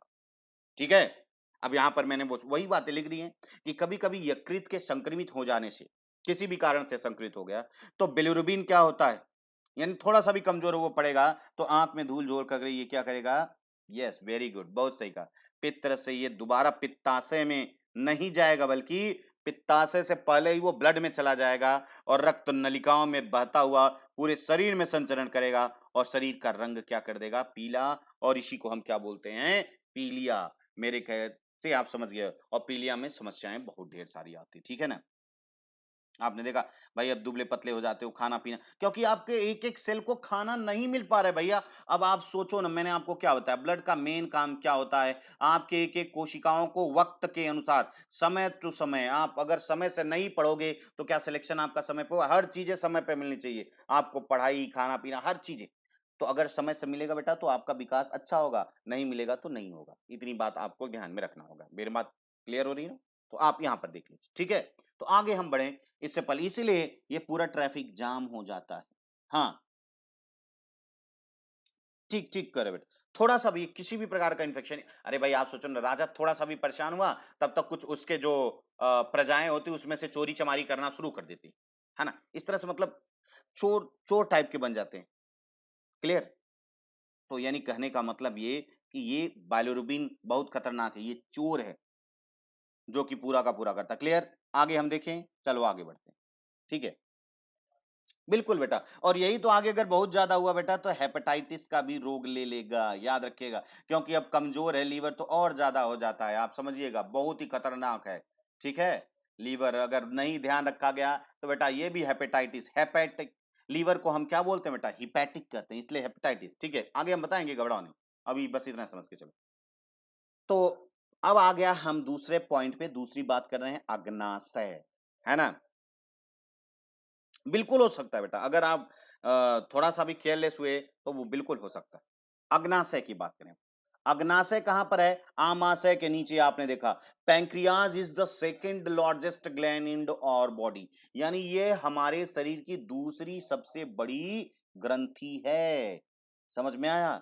हाँ, समझ में आया? पूरा बताएंगे बेटा आप।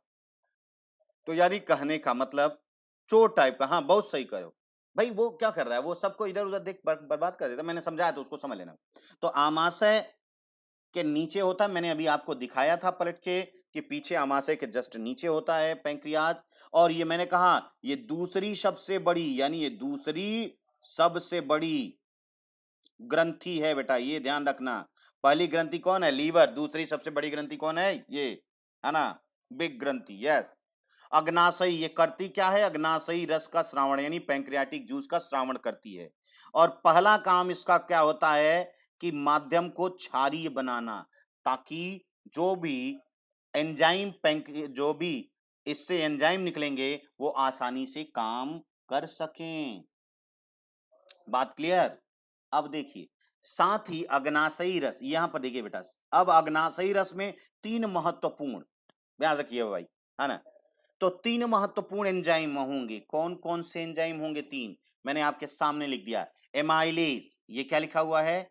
एमाइलेज, ठीक है। दूसरा क्या है? लाइपेज। और तीसरा क्या है? ट्रिप्सिन, है ना? ये तीनों निकले। अब यहां पर एमाइलेज का काम क्या होगा? आपने देखा कि सर ये क्या करता है? ये स्टार्च को ब्रेक कर देता है, किसमें? माल्टोज में। मैंने समझा दिया है, अब कोई समझाने वाला नहीं। ये किसमें कन्वर्ट करता है? स्टार्च को माल्टोज में। लाइपेज की अगर बात करें तो लाइपेज क्या करता है बेटा? ये वही जो वसा की छोटी छोटी बूंदे थी, यानी हम यहां पर सीधे लिखेंगे फैट को, यानी वसा को ये क्या कर देता है? फैटी एसिड में, यानी वसीय अम्लों में ये कन्वर्ट कर देता है बेटा। वसीय अम्लों में ये क्या करता है? तोड़ देता है ना, यहां पर। और साथ ही मिलता है आपको ग्लिसरॉल भी। अरे भाई, जो जो जिस जिस से चीज आप दीवार तोड़ रहे तो दीवार जिससे जिससे बनी होगी वो सब टूटेगा। और ट्रिप्सिन आपने देखा था कि ट्रिप्सिन का मेन काम क्या था भाई? आपने इससे पहले देख भी लिया था कि ट्रिप्सिन सर क्या काम करने वाला है? बोलो भाई। हाँ, अब देखिए, अब ये ट्रिप्सिन जो है ये सीधे सीधे क्या करेगा बेटा? देखिए, समझने की कोशिश कीजिए। ये ट्रिप्सिन क्या कर रहा है? आप देखिए, ट्रिप्सिन जो है ये अब क्या बचा था इससे पहले आपके स्टमक में? पूरा प्रोटीन किसमें था बचा? पेप्टोन्स में। यस, प्रोटीन का ये खंड है बेटा, पेप्टोन्स। अब खंड जो है इसके द्वारा टूट के उससे भी छोटा खंड बन जाएगा, जिसको हम बोलेंगे पॉलीपेप्टाइड। इतनी बात समझ है ना? इतनी बातों को एकदम दिमाग में गांठ बांध करके रख लीजिए, है ना? क्लियर? इतनी बात समझ पाने? अब आगे हम देखते हैं, आगे इसको देखते हैं बेटा। हम सारी चीजें आगे बात करेंगे, पहले आप लोग एक एक चीज को कंफर्म करके चलते बेटा। क्लियर हो रही है? पैंक्रियाटिक जूस हमने देख लिया, पैंक्रियाज क्या है ये भी देख लिया। अब आते हैं मध्यांत में। पाचन हमारा पूरी तरह से वहां फाइनल हुआ, जो भी होना था। यानी अब से आपको क्या मिलने वाला है बेटा? यानी अब अगर हम ग्रहणी के बाद आगे बढ़ेंगे तो आपको स्टार्च मिलेगा या माल्टोज? आपको मिलेगा माल्टोज। यानी अब जब भी मिलेगा तो डाइसैकेराइड ही मिलेगा हमको, मोनोसैकेराइड अब मिलने वाला नहीं है ना? हाँ, पेप्टोन्स क्या होता है? छोटा टुकड़ा होता है प्रोटीन का, ठीक है ना? तो माल्टोज हम में भी देखा आपने कि माल्टोज में मिलेगा। और प्रोटीन किस रूप में मिलने वाली है बेटा? अब आपको कोई प्रोटीन नहीं मिलेगी, अब पॉलीपेप्टाइड मिलेगा। याद रखिएगा, अब क्या मिलेगा? पॉलीपेप्टाइड, यानी उससे भी छोटा है खंड। अब फिर वहां पर तो फैटी एसिड मिलेंगे, या कहीं कहीं फैट भी, क्योंकि अभी फैट पर काम हुआ है तो थोड़ा फैटी एसिड भी मिलेगा। और हो सकता है कि कहीं कहीं फैट की थोड़ी सी मात्रा भी मिल जाए, लेकिन जो भी मिलेगा वो इसी रूप में मिलेगा। याद रखिएगा, ये समझ ध्यान से रखिएगा, है ना?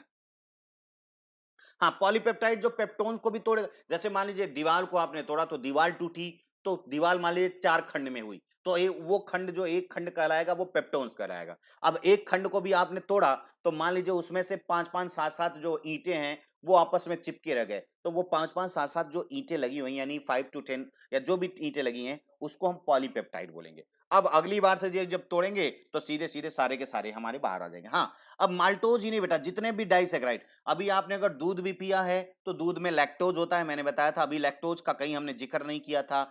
आपने चीनी खाई है तो चीनी का भी हमने जिक्र नहीं किया कि सिक्रोज कहाँ पाचन होगा। अब आगे हम लोग बढ़े हैं तो देखते हैं, आगे आगे देखते हैं होता है क्या। क्लियर। अब देखिए पाचन, अब पश्चांत्र में क्या होना है, पाचन ये देखिए जो पीछे वाला, सबसे पीछे वाला, उसमें क्या होना है ना। माल्टोज ये डाइसैकेराइड है बेटा, मैंने आपको पूरा का पूरा बताया जब हम न्यूट्रिएंट पढ़ा रहे थे तो उसमें सब पता हो गया था, उसको आप एक बार जाकर देखिए। देखिए पश्चांत्र जो होता है ये पाचन का सबसे अंतिम स्थान होता है, सबसे लास्ट स्थान है ये, याद रखिएगा, पाचन का यहां सबसे लास्ट, है ना। अब देखिए दूसरा, यह पाचन क्रिया यहीं पर पूरी पूर्ण हो जाएगी, जितना भी पाचन होना है बेटा ये पूरा, यानी अब माल्टोज ग्लूकोज में पॉलीपेप्टाइड एमिनो एसिड, यानी अब आपको यहां पर क्या मिलेगा, अगर कोई कार्बोहाइड्रेट है तो कार्बोहाइड्रेट नहीं बल्कि क्या मिलने वाला है आपको, ग्लूकोज मिलने वाला है या मोनोसैकेराइड मिलने वाला है। और आपको प्रोटीन नहीं, अब यहाँ एमिनो एसिड मिलने वाला है और यहाँ पर फैटी एसिड मिलने वाला है। अब देखिए बेटा, अब यानी छोटी आंत का जो सबसे बड़ा पार्ट होता है उसको हम बोलते हैं इलियम। ये देखिए ये लिखा है इलियम या पश्चांत। अब पश्चांत में मैंने कहा ये it is the last destination of digestion, यानी ये लास्ट स्थान है जहां पर पाचन पूरी तरह से कंप्लीट हो जाता है ना। दूसरी बात, पचे हुए भोज्य पदार्थों का अवशोषण, ये देखिए एब्जॉर्प्शन, बिल्कुल सही हो। हमारे क्लास के बच्चे अच्छे ही होते हैं क्योंकि बेटा हम इतना सुबह पढ़ाते हैं कि बेकार बच्चे आ ही नहीं सकते, पहली बात ध्यान रखिए। सारे बच्चे बहुत अच्छे हैं और आप लोग बहुत अच्छा जवाब भी देते हो जो भी आता है, ठीक है ना। पचे हुए भोज्य पदार्थ का यहाँ पर अवशोषण, यानी यहीं पर सारे ये पच जाएंगे और सारा का सारा इनका अवशोषण हो जाएगा और अवशोषण होकर ये ब्लड में पहुंच जाएंगे, ठीक है। और ब्लड, मैंने कहा यहां से सब चीजों को अवशोषित कर लेगा ब्लड, है ना, मतलब ब्लड में मिला देगा। अवशोषित करने वाली जो इसके अंदर की दीवारें हैं वो उसको अवशोषित कर लेंगी पचने वाले को, और कहां पहुंचा देंगी, ब्लड में पहुंचा देंगी। क्लियर। और ब्लड में अगर पहुंचा देंगी, मैं दिखाऊंगा अभी कैसे पहुंचा देंगी, तो ब्लड में पहुंचाएंगी तो बेटा थोड़ा बताओ तो ये अगर ब्लड में चला गया तो सबसे पहले जाएगा कहां, देखो आया ब्लड में तो सबसे पहले भी जाएगा और आगे भी ब्लड में अगर जाना है तो कहां किससे पूछेगा।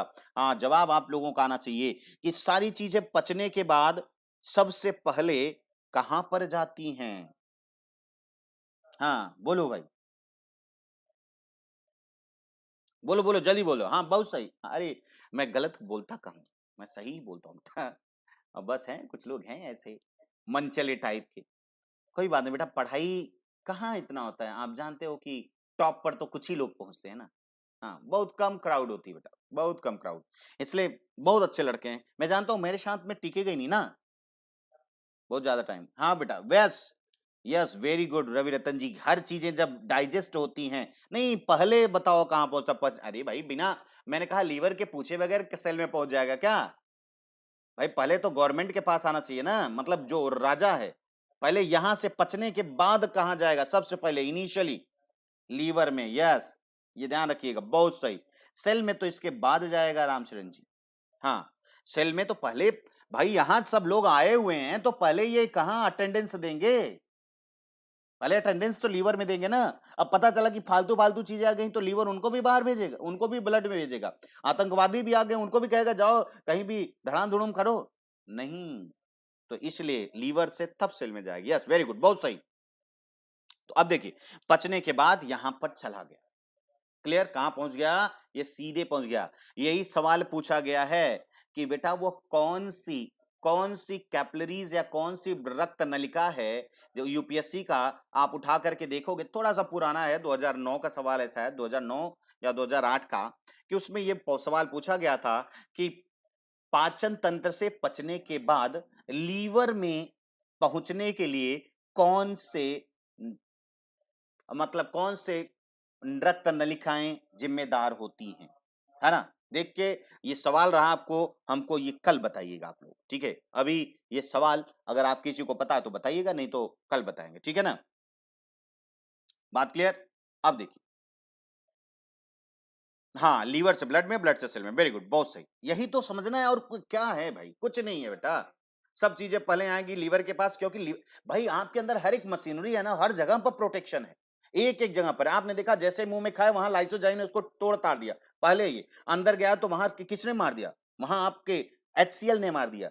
अब यहां से जब पच के अंदर जाएगा तो कहां जाएगा, लीवर। अब लीवर उसको सुधार देगा। अगर उससे भी बच के जाएगा तो लीवर में भी आप जानते हो कि बहुत खतरनाक खतरनाक जो है सेल होती हैं। हम आपको बताएंगे आगे कौन-कौन से खतरनाक सेल होती हैं, है ना? क्वेश्चन हमारा ये रहा कि पचने के बाद पाचन तंत्र से यानी डाइजेस्टिव सिस्टम से, यानी छोटी आंत ही मेन चीज है। हालांकि सबसे जहां से भी पचने के बाद जो है किस रक्त नलिकाओं से यह पचा हुआ मटेरियल लीवर के पास पहुंचता है। क्लियर? सवाल समझ में आया? चलो अब ये खोज के देखना है, ये देखना है कि कब आया हुआ था ये सवाल। ठीक है, तो फिलहाल ऐसे ही तो चीजें जो हैं वो आज देखिए, मेन चीज क्या, जब तक हम समझेंगे नहीं ना हर चीजों को, मजा नहीं आएगा। क्योंकि मैंने आपको सिंपल सा बताया बेटा, हर चीज पहले लीवर की तरफ देखो आप। पहला लीवर, जब तक लीवर के पास कुछ नहीं पहुंचेगा कुछ नहीं होने वाला है। याद रखिएगा बेटा, राजा है यार, तो क्या इतना से भी गया क्या आप समझते हैं? अरे भाई कितनी बार रिपीट करें, आप लोग रिपीट रिपीट करके देखो। क्या रामचरण जी, आप भी बच्चों जैसी बात करते हो कभी कभी, हैं? अरे मैंने कहा कि भाई पचता है कहां, सब पचने के बाद और शोषण किया जाएगा, शोषण के बाद लीवर में पहुंच, अभी मैं दिखा देता हूं उसको, आप घबराओ नहीं, अभी मैं दिखा देता हूं वहां पचने के बाद कहां जा रहा है। तो वही मैं पूछूंगा कि किस नलिका के द्वारा वो जा रहा है वहां तक, ठीक है? नहीं बेटा, यही तो समझना है। हिपैटिक आर्टरी से तो नहीं जाता, यही तो। हाँ, लेकिन हिपैटिक वाला भाई, हिपैटिक का मतलब क्या होता है? हिपैटिक तो हिपैटिक का तो मतलब लीवर होता है ना। इसी तरह से जब आप साइंस पढ़ रहे हैं तो देखो, याद रखना होगा, लीवर को हम हिपैटिक बोलेंगे। इसी तरह से किडनी जब आएगी तो वहां पर हम रीनल बोलेंगे। समझ पा रहे हैं ना? वहां हम उसको क्या बोलेंगे, रीनल बोलेंगे। और इसी तरह से जैसे हार्ट है, हार्ट को हम क्या बोलेंगे, हार्ट से संबंधित जो भी होगा, बोलो भाई। कार्डियो बोल देते हैं या ना, कार्डियो कार्डियो, कार्डियोलॉजिस्ट जैसे बनते हैं। ठीक है, इसी तरह ब्रेन को इंसेफेलॉन बोलना पड़ेगा, इंसेफेलो।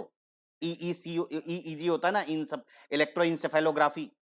ठीक है, तो कुछ ऐसे शब्द हैं जिसको आपको याद रखना पड़ेगा। ठीक, चलो अब यही तो है भाई, अब थोड़ा सा प्रयास करो, खोजो खा जाओ, है ना?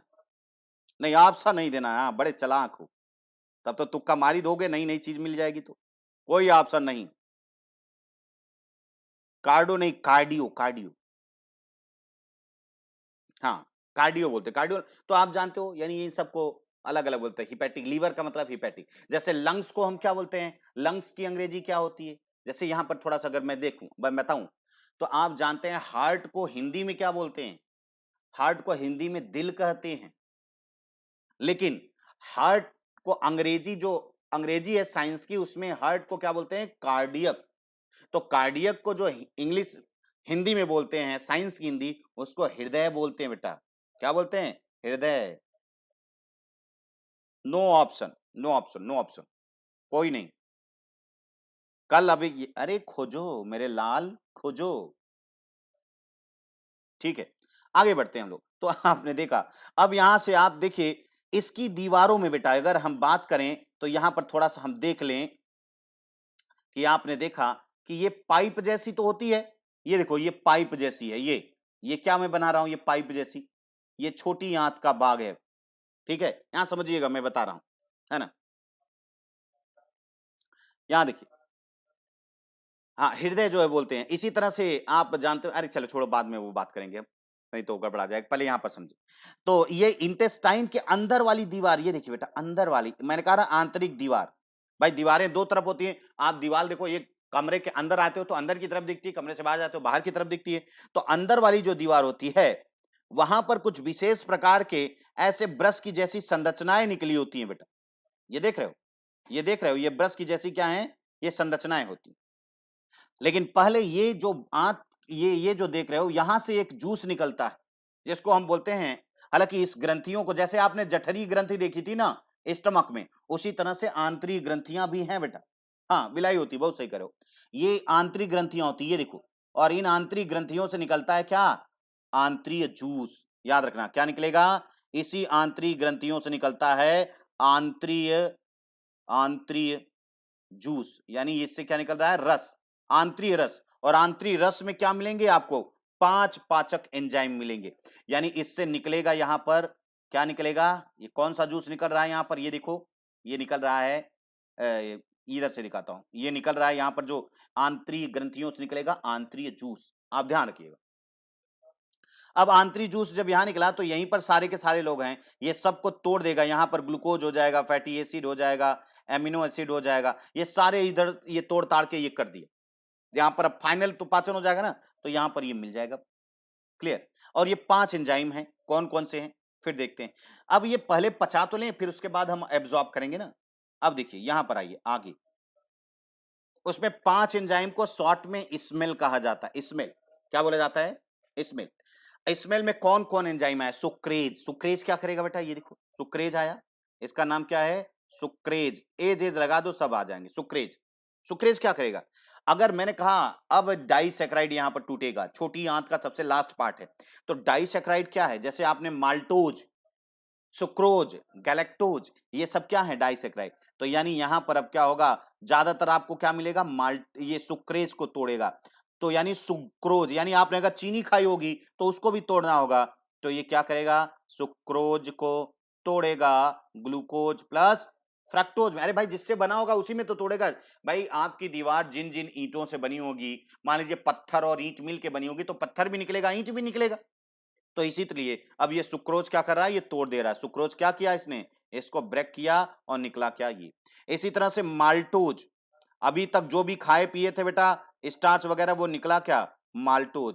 माल्टोज को ये किस में तोड़ देगा, ग्लूकोज प्लस ग्लूकोज, 2 ग्लूकोज में तोड़ देगा, है ना भाई, जिससे बना होगा। इरेप्सिन क्या करेगा, अभी था पूरा का पूरा पॉलीपेप्टाइड, है ना, पॉलीपेप्टाइड था।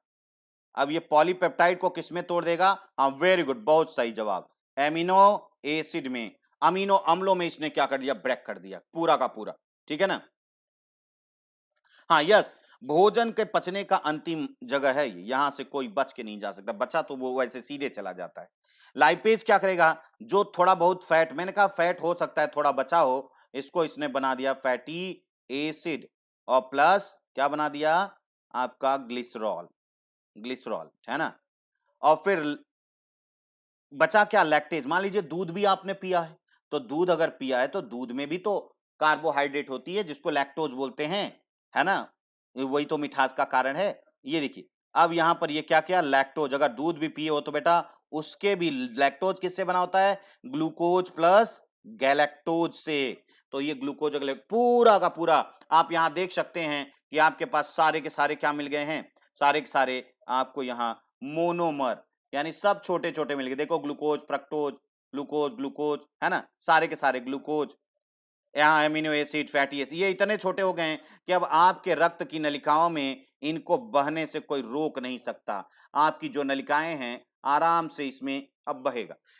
अब ये लेकिन हुआ क्या, ये सारे कहां पर हैं, ये पाचन जब हुआ तो ये है कहां, ये आपकी छोटी आंत में है। मान लो ये छोटी आंत मैंने बनाया, छोटी आंत, और यहां पर ये ग्लूकोज वगैरह सारे, glucose, fatty acid, amino acid, सब यहां पर ये घूम रहे हैं, यानी यहां पर सब फाइनली पच चुका है, ये याद रखिएगा।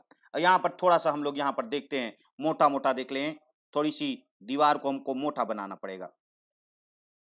इसकी आंतरिक दीवारों में बेटा ये देखो, ये ऐसे ब्रश जैसी संरचनाएं निकली होती हैं, हाँ, जिसको विलाई और माइक्रोविलाई कहते हैं, हाँ आप लोगों ने अभी बताया था, है ना।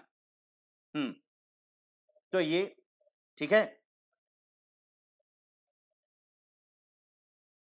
तो यानी कहने का मतलब ये ध्यान दीजिएगा, तो यानी कहने का मतलब ये ध्यान रखिएगा बेटा, ये क्या कह रहे हैं कि जो आंतरिक दीवार होती है उसमें एक ब्रश जैसी संरचनाएं होती है ना। अरे वाह रवि जी, क्या बात है, क्या बात है, मान गए भाई। हिपैटिक पोर्टल वेन, लीवर नहीं बेटा, उसको हिपैटिक पोर्टल वेन कहते, मतलब खोज निकाला आपने, बहुत सही बताया। हाँ वही वेन है, हिपैटिक पोर्टल वेन कहा जाता है उस नलिकाओं को जो पाचन तंत्र से पचे हुए मटेरियल को या पचे हुए भोज्य पदार्थों को सबसे पहले लीवर तक पहुंचाती हैं। वेरी गुड, एक बार इनके लिए भाई जोरदार तालियां होनी चाहिए रवि रतन जी को, बहुत मेहनत किया और बहुत सही इन्होंने बताया, ठीक है। क्या है? हिपैटिक पोर्टल वेन, या इसको बोलते हैं पूरा हिपैटिक पोर्टल सिस्टम, ठीक है। यानी यहां पर सिर्फ कैपिलरीज होती हैं बेटा, पतली पतली नलिकाएं ही सिर्फ जाती हैं हर जगह से, इसलिए इसको पोर्टल वेन, पोर्टल मतलब आप जानते हो पोर्ट करना, है ना। हाँ, चलो अच्छा ठीक है, कोई बात नहीं। आपने बताया नहीं था क्या? मुझे लगा बताया था, मैंने ध्यान नहीं दिया, क्योंकि बेटा जब मैं पढ़ाने में रहता हूँ तो कौन क्या बोल रहा है ये थोड़ा सा चला जाता है, मैं क्वेश्चन पूछता हूँ तो तभी थोड़ा सा नोटिस करता हूँ। हाँ, वेरी गुड, अच्छी क्लैपिंग होनी चाहिए भाई इनके लिए। तो अब देखिए, अब यहाँ समझने की कोशिश करेंगे बेटा। तो अब आपने सारा सब कुछ पचा लिया, देखो यहाँ पर ग्लूकोज है, यहाँ पर फ्रक्टोज भी है, यहाँ पर गैलेक्टोज भी है ना? यहाँ पर एमिनो एसिड भी है, यहाँ पर फैटी एसिड। ये तो कहाँ, ये छोटी आंत में ऐसे घूम रहे हैं, ऐसे घूम रहे हैं। तो भैया ये घूम तो रहे हैं, तो क्या घूम करके ये छोटी आंत में रहेंगे? तो आपको पता है छोटी आंत से बड़ी आंत से बाहर चले जाएंगे, अगर इनको अंदर नहीं लिया गया तो। समझ पा रहे हो ना? अब इनको अंदर लेना है, अंदर लेने का मतलब ब्लड के अंदर जाना है, इसीलिए यहां पर ये छोटे छोटे छोटे छोटे जो आपको दिखाई दे रहे हैं, ये ही हैं विलाई। अब ये क्या है? ये है विली, इसको बोलते हैं, ठीक है। अब ये विली यानी रसांकुर, ये सूक्ष्मांकुर है। अब ये कैसे होते हैं, इसको हम थोड़ा सा हम जूम करके बड़ा करके देखते हैं कि एक विलाई जो है वो कैसे दिखती। तो मैं यहां इसको हटा देता हूं बेटा, ताकि हम यहां पर विलाई को बना सके। यहां पर देखिए, यहाँ पर हम विलाई को बनाना चाहते हैं और देखते हैं कि ये कैसे इन सब चीजों को, जो पचे पचाए माल हैं, उनको कैसे ब्लड में मिलाता है। बस यही तो देखना है और कुछ काम में नहीं है। ये देखो, ये आपका है, ये पतले पतले यहाँ पर क्या है, ये विली, और ये विली आपको दिखाई दे रहे हैं, ये सारे के सारे ब्रश जैसी संरचना है। और इसी में क्या है, ग्लूकोज है, फ्रक्टोज है, एमिनो एसिड है, फैटी एसिड है, सारे के सारे पचे हुए मटेरियल तो इसी में घूम रहे हैं, है कि नहीं? ठीक है। अब देखिए, अब यहां पर क्या होगा, ये इनको अपना करेंगे, इसको हम अगर थोड़ा सा जूम, एक विलाई को अगर हम जूम करें बेटा यहां पर, तो ये देखो, ये इस तरीके से ये होगा। ये मान लीजिए ये क्या है, ये दीवार है इसकी अंदर की, और अब ये यहां से ये देखो, ये एक सूक्ष्मांकुर ऐसे, और इसके अंदर इसको इसको मैं दूसरा कलर ले देता हूं बेटा, ताकि ये थोड़ा सा अच्छा लगे और आपको दिखने में, इसको हटा देता हूं। एक सूक्ष्मांकुर को मैं यहां बनाकर दिखाता हूं आपको, आपको समझ में आ जाएगा। ये मैं किस रंग से ले लूं, इसको इस रंग से लेता हूं, ब्लैक से लेता हूं। ये देखिए बेटा, ये इसकी ये वाली है, ठीक है, यहाँ नीचे, और ये जो ऊपर निकला हुआ है, इसको थोड़ा सा और बड़ा करते हैं, ये देखिए नीचे, और ये यहां से ये देखिए, ये ऐसे, ये इस तरीके का सूक्ष्मांकुर। हाँ, क्लियर? अब देखिए ध्यान से। हाँ, बिल्कुल। अब यहां से इसमें क्या होगा, इसी में बेटा, ये मैंने एक को बनाया, एक को बनाया, ये ध्यान रखिएगा। अब इसमें होगा क्या, यहां से फिर से हमको रंग बदलना पड़ेगा।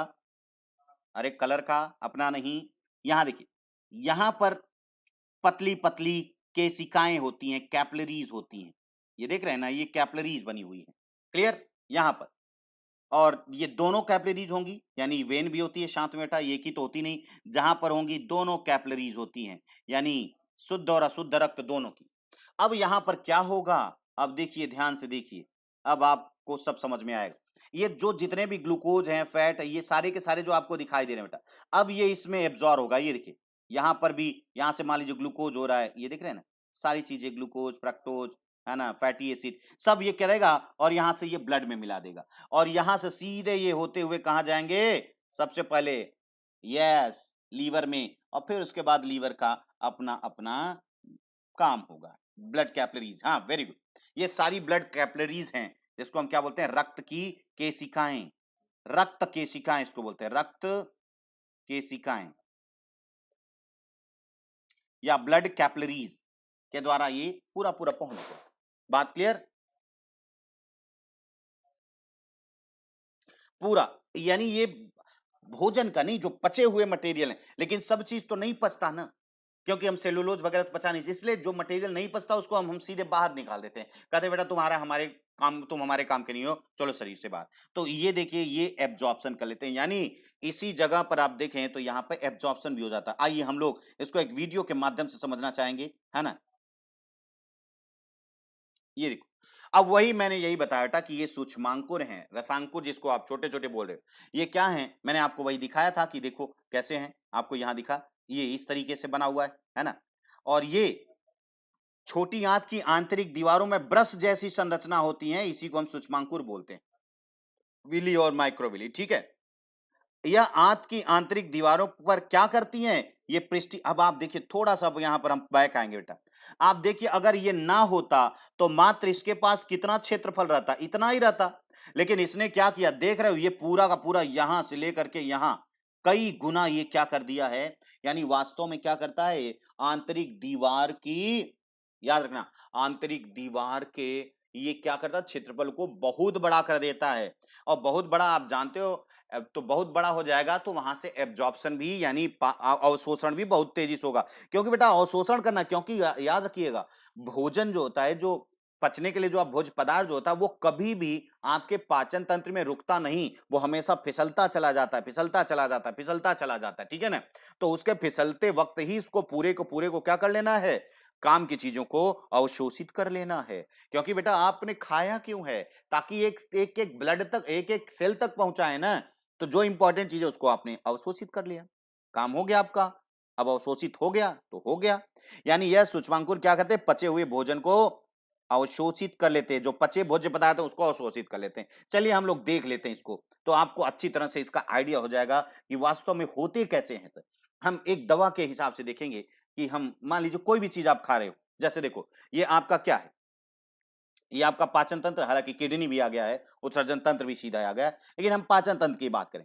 अगर मान लीजिए कोई भी चीज आता है स्टमक में कुछ भी चीज आप खाते हो कुछ भी एनीथिंग है ना सब चीज मैंने क्या क्या बताया यहाँ पर ये खा लिया ये देखिए ध्यान से देखिएगा यहाँ पर बस इसी से सब कुछ आ जाएगा आप जब खाते हो तो मान लो कि आप डाइजेस्ट हो रहा है ये पच रहा है ना आगे अब जाएगा ये क्या ये जो छोटे छोटे ब्रश जैसे दिख रहे हैं ये सब क्या दिख रहे हैं बेटा ये जो दिख रहे हैं ये हाँ हम छोटी आंत में आ गए और छोटी आंत में देख रहे हो ये कैसे कैसे घने घने जंगल हैं किसके रसांकुरों के यस वही ये देखो ये है विलाई आप देखिएगा और क्या समझ रहे हैं हल्के में समझ रहे हैं ये है विलाई और ये जो आपको दिखाई दे रही है धूल नहीं है बेटा ये वही पचे हुए भोजन हैं आप देखिए ये पचे हुए भोजन और सब नलिकाएं यहाँ पर बनी हुई आप देखिए देख रहे हैं और ये सब ब्लड में होकर जा रही है अब दिखाई दे रहा है और आपने कहा हिपैटिक पोर्टल वेन ये ज्यादातर क्या है वेन है वेन हिपैटिक पोर्टल वेन है क्योंकि भाई अब ये तो जाएगा ना कहां पर ये मान लीजिए ये कोई मटेरियल है आपका जो भी खाए हुए है ना अब इसको पहुंचाना है हालांकि यहाँ पर दूसरा कुछ था क्योंकि भाई अब आपका तो था नहीं है हम अपने हिसाब से सेट किए हुए हैं ये मान लीजिए ये ग्लूकोज है हालांकि इतना बड़ा नहीं इतना कॉम्प्लिकेटेड है नहीं अब ये क्या करेगा अब ये ब्लड में ये देखिए ब्लड में होता हुआ ये देखिए मान लीजिए ये हीमोग्लोबिन हीमोग्लोबिन बांध के इसको क्या करेगी ले जाएगी कहां ले जाएगी सबसे पहले आप हमको बताइए कहां ले जा रही है लीवर के पास ले जाएगी बेटा और फिर कहां जाना होगा ये डिसाइड करेगा लीवर है ना अब देखिए हाँ अभी तो ये देखिए ये हिपैटिक पोर्टल वेन देखा आपने यही है हिपैटिक पोर्टल वेन बेटा और ये देखिए ये लेकर के आई यहाँ पर ठीक है हिपैटिक पोर्टल वेन इसी को बोलते हैं हम क्या हिपैटिक पोर्टल वेन अब यहाँ पर से ये आई और देखो यहाँ ऊपर से भी देखो ध्यान से ऊपर से यहाँ से होकर के अंदर से फिर उसके बाद कहीं भी जाना होगा तो जाएगी इज दैट क्लियर बात क्लियर हुई ना बस यही चीजें तो मैं बताना कब से चिल्ला चिल्ला के समझा रहा हूं ठीक है अब आगे आते हैं चलो बहुत हुआ अब हम आते हैं बड़ी आंत में छोटी आंत का काम खत्म उसने पचाया अब लेकिन जो अपचित माल था लेकिन बेटा मैंने कहा कि जब आप रोटी खाए थे तो रोटी के साथ में ढेर सारा पानी लगा हुआ था आप रोट चूंकि आप देख रहे हैं ना ये छोटी आंत ये जो आपको दिखाई दे रही है कितना ज्यादा कुंडलित है तो आपको क्या लगता है कि भाई अगर इतना कुंडलित चीज होगी तो आपको लगता है कि चीजें बड़ी आसानी से जाएंगी तो लिक्विड जैसी चीज थोड़ा सा एकदम मैस वाली चीज जैसे ये देखिए मैं छोटी आंत अगर बनाऊं तो आप देख सकते हैं कि ये इस तरीके से छोटी आंत होगी तो बेटा मान लीजिए अगर कोई सॉलिड चीज आया और यहीं पर अटक गया तो क्या होगा फिर तो ऑपरेशन होगा पता चला पिज्जा खाए दूसरे दिन ऑपरेशन एक समय ऐसा आएगा कि हमेशा चक्कू छुरी लेकर के चलोगे और पता चला कि पिज्जा बर्गर खाए मारे सट्ट से और स्टिचिंग कर लोगे बात क्लियर समझ पा रहे हैं कि नहीं यानी कुल मिला करके यहाँ इसीलिए यहाँ पर पेस्ट के रूप में जाता है अंदर तो पेस्ट के रूप में जाएगा तो जाहिर सी बात है पानी और मिनरल साथ जाएंगे अब पानी और मिनरल्स जब साथ जाएंगे तो बेटा पानी ही निकल जाएगा तो क्या होगा तब तो कहोगे अरे सर मुझे तो डिहाइड्रेशन हो गया, पानी पूरा निकल गया और विथ मिनरल्स, क्योंकि उसमें सारा मिनरल्स घुला हुआ है अभी। अब मिनरल्स को भी तो बचाना होगा, समझ पा रहे हैं ना? तो मिनरल्स को भी तो हम बर्बाद यूं ही जाया नहीं जाने देंगे, उसको भी बचा के रखना होगा। बात क्लियर ना? तो हम लोग करेंगे क्या? हैं भाई, क्या करेंगे? कुछ तो करना पड़ेगा ना। अब आता है बड़ी आंत। बड़ी आंत का मतलब लंबी नहीं, चौड़ी। लंबाई तो इसकी कम है उसकी अपेक्षा, वो तो 6 से 7 मीटर लंबी है, ये तो मात्र 1.6 मीटर है। लेकिन ये क्या, इसका काम क्या है? अपचित अपशिष्ट पदार्थों को एवं में से जल और खनिज पदार्थों की अतिरिक्त मात्रा, जो भी जरूरत की है वो जाने देगा, लेकिन अगर जरूरत से ज्यादा है तो उसको क्या करेगा? उसको ये अपने पास, अपचित है बेटा, ये अगर आपको नहीं दिखाई दे रहा है तो ये अपचित लिखा हुआ है, अपचित, अनडाइजेस्टेड, इंग्लिश में देख लेना, लिखा है ना अनडाइजेस्टेड, है ना, अपचित है, ठीक है। अब देखिए, तो कहने का मतलब यहां पर ध्यान से देखिएगा, यानी सीधी सी बात है बेटा, अल्कोहल बहुत बड़ा नहीं होता ना, अल्कोहल तो छोटे छोटे होते हैं। तो जो चीजें पाचन मतलब एब्जॉर्प्शन तो हर शरीर के हर पार्ट से हो रहा है, तो स्टमक से, क्योंकि अल्कोहल इतना बड़ा नहीं, अल्कोहल तो भाई आप जानते हो कितना छोटा सा है ना? अल्कोहल मतलब एथिल अल्कोहल तो छोटा तो है ना, ग्लूकोज स्टार्च तो बहुत बड़े बड़े हैं बेटा, ये तो पानी है, पानी, इसलिए इसमें कोई दिक्कत नहीं। बात क्लियर?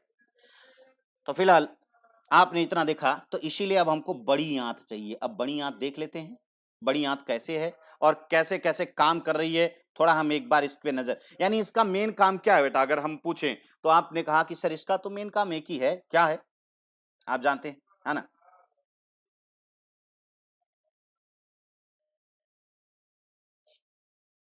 क्लास बेटा ये चलती रहेगी और बहुत बहुत ज्यादा ही, जितने इंपॉर्टेंट इंपॉर्टेंट टॉपिक है वही पढ़े हम, फिलहाल यहाँ देखते हैं। तो बड़ी आंत, आपने देखा ये बड़ी आंत, बड़ी आंत ये इस तरह से होती है बेटा, अंदर जो है ना इसके एब्जॉर्प्शन होता है, यानी जो भी चीजों का रीएब्जॉर्प्शन हम इसको बोलते हैं, रीएब्जॉर्प्शन यानी ये फिर से पुनर्अवशोषण। ये देखिए, ये सारे के सारे उसके अंदर बने हुए हैं, ये पूरा का पूरा देख रहे हैं ना, ये पूरा उसी तरह से जैसे वहां पर तो खैर विलाई था, लेकिन यहाँ पर भी ऐसे ही होते हैं सारे के सारे, और इसी में से सारा का सारा ये मटेरियल आता है, एब्जॉर्ब हो जाता है। ये देखिए यहाँ पर, ये देख रहे हैं, ये जो नीले रंग का दिखाई दे रहा है ये पानी है ना, ये ग्लूकोज है, सारे के सारे मटेरियल जो है ये मिल जा रहे हैं फिर से, यानी जो फालतू निकल रहा था मिनरल्स वगैरह या पानी की मात्रा, वो फिर से ब्लड में चली जाती है और ब्लड फिर से ले जाता है अपना सारा चर घुमाता रहता है।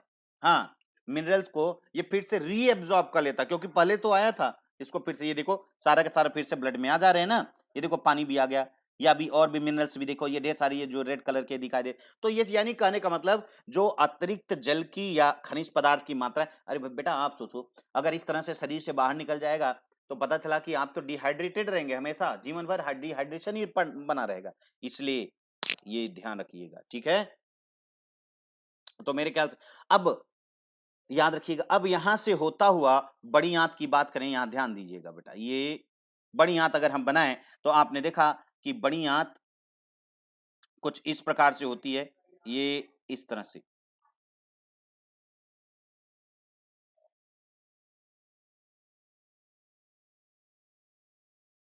ये देखो, इस तरह से कुछ ऐसे समझ लेते हैं हम। और ये इस यहाँ पर एक इस वाले जगह से मिलती है छोटी आंत, यहां से मिल रही है, तो छोटी आंत के नीचे वाला जो भाग होता है इसको हम बोलते हैं सीकम, ध्यान रखिएगा, 3 भागों में है ना ये, इसको हम सीकम कहते हैं। यहां से लेकर के यहाँ ये एक ये थोड़ा सा फूला हुआ भाग होता है, यहाँ पर ये वाला, तो ये थोड़ा सा फूला भाग होता है ये वाला, जिसको हम बोलते हैं क्या? रेक्टम, पोत्री।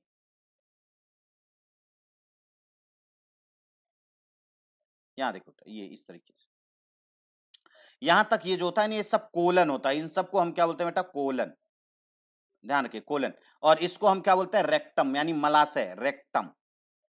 और यह एनस, जहां से हम जो अपचित अपशिष्ट पदार्थ होता है हम बाहर निकाल देते हैं, इसको समझने की कोशिश कीजिए। यहाँ पर एक सीकम ये निकली होती है, मैंने बताया था, वैसे अपेंडिक्स है ना, अपेंडिक्स, वर्मी फॉर्म अपेंडिक्स, है ना, यहाँ पर ये बाहर निकली हुई, यहाँ से जैसे ही फूड मटेरियल यहाँ पहुंचता, ध्यान रखिएगा, यहाँ से पहुंचता है, फिर धीरे धीरे इसकी जो दीवारें हैं वो सारा सारा ये, इसीलिए तो मोटा है ये, क्योंकि अब यहाँ पर ये थोड़ा सा सॉलिडिफाई होगा, हाँ, सॉलिडिफाई होगा, तो ये यहाँ से ये एब्जॉर्ब करता हुआ आराम से ये चला जाता है, और फिर यहाँ पर आता है रेक्टम, मलाशय में कुछ समय के लिए जो मल होता है वो यहाँ पर क्या होता है, इकट्ठा किया जाता है, इसीलिए इसको मलाशय कहा जाता है। और कोलन से होता हुआ ये जाता है, ठीक है ना। तो सीकम में लगी हुई एक यहाँ पर पतली सी है जिसको हम क्या बोलते हैं बेटा, अपेंडिक्स बोलते हैं, अपेंडिक्स। आप देख रहे हैं ना इस तरीके से, ये क्लियर, इतनी बात तो समझ में आ रही होगी। तो यहां पर हाँ बिल्कुल करें बेटा, ये पूरा का पूरा फीकेस यहाँ पर जो है कलेक्ट होता है, मल जो है वो कुछ टाइम के लिए कलेक्ट हो जाता है, जब भर जाता है तो यहाँ से क्लिक हो जाता है। अब आगे देखते हैं, इतनी बात समझ में आ रहा। तो ये इसकी दीवारों में जैसे ये गुजरता जाता है वैसे वैसे excess amount of water and minerals are reabsorbed by the wall of large intestine.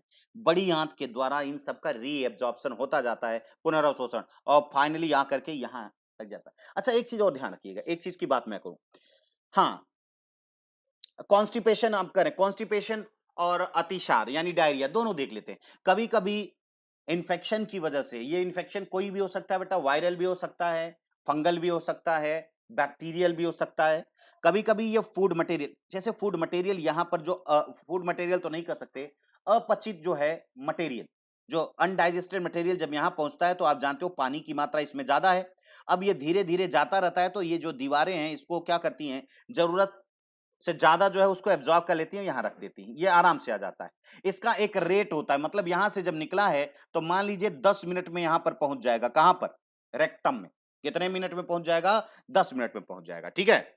लेकिन जब वायरल या बैक्टीरियल या अन्य किसी भी प्रकार का अगर किसी भी संक्रमण हो इसमें, तो इसका स्पीड क्या हो जाता है बेटा, कभी कभी तो बड़ा तेजी से ऐसा भागते हैं जैसे इनसे किसी से मुलाकात ही नहीं करना चाहते, कहते हैं नहीं नहीं बस जाना है। तो बेटा अगर ये तेजी से मान लीजिए 10 मिनट के बजाय अगर ये 2 मिनट में आ गए तो क्या होगा, सारा का सारा पानी वगैरह सब लेकर के चले जाएंगे और यहाँ पर सारा का सारा लिक्विड जैसा होगा, और जब अब बाहर निकलेगा इसको आप बोलते हैं लूज मोशन या डायरिया, सुपर लूज मोशन भी हो सकता है, स्पीड के ऊपर डिपेंड है। देखिए जहां 10 मिनट में आना है, क्योंकि 10 मिनट में धीरे धीरे आएंगे तो ये सारा का सारा जो एब्जॉर्ब होगा एब्जॉर्ब हो जाएगा, तो इसी को हम क्या बोलेंगे, लूज मोशन। इसको डायरिया कहेंगे जब 2 मिनट में आ जाए।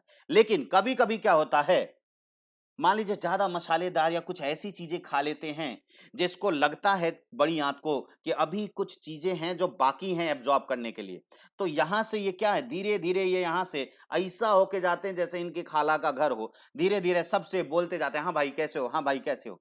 अब ये इतना करने के चक्कर में इनके एक एक बूंदों को, यानी यहां तक पहुंचने में इनको लग जाता है कितना, 20 मिनट। और 20 मिनट तक बेटा याद रखना, हाँ मुलाकात करते हुए जा रहे हैं, मुलाकात नहीं करते। अब इस बार तो मुलाकात ही मुलाकात कर रहे हैं, जैसा लग रहा है कि भैया हर आदमी से परिचित हो। इतना इनका पानी निचोड़ लिया जाता है कि बेचारे ये एकदम हार्ड हो जाते हैं, 20 मिनट में पहुंचे। और यही हार्ड हो जाते हैं बेटा तो वही है कॉन्स्टिपेशन। बात क्लियर, कब्ज जिसको आप बोलते हो, बात क्लियर। तो ये बातें समझ में आ गई होगी। आगे हम लोग बढ़ते हैं, आगे चलो बेटा।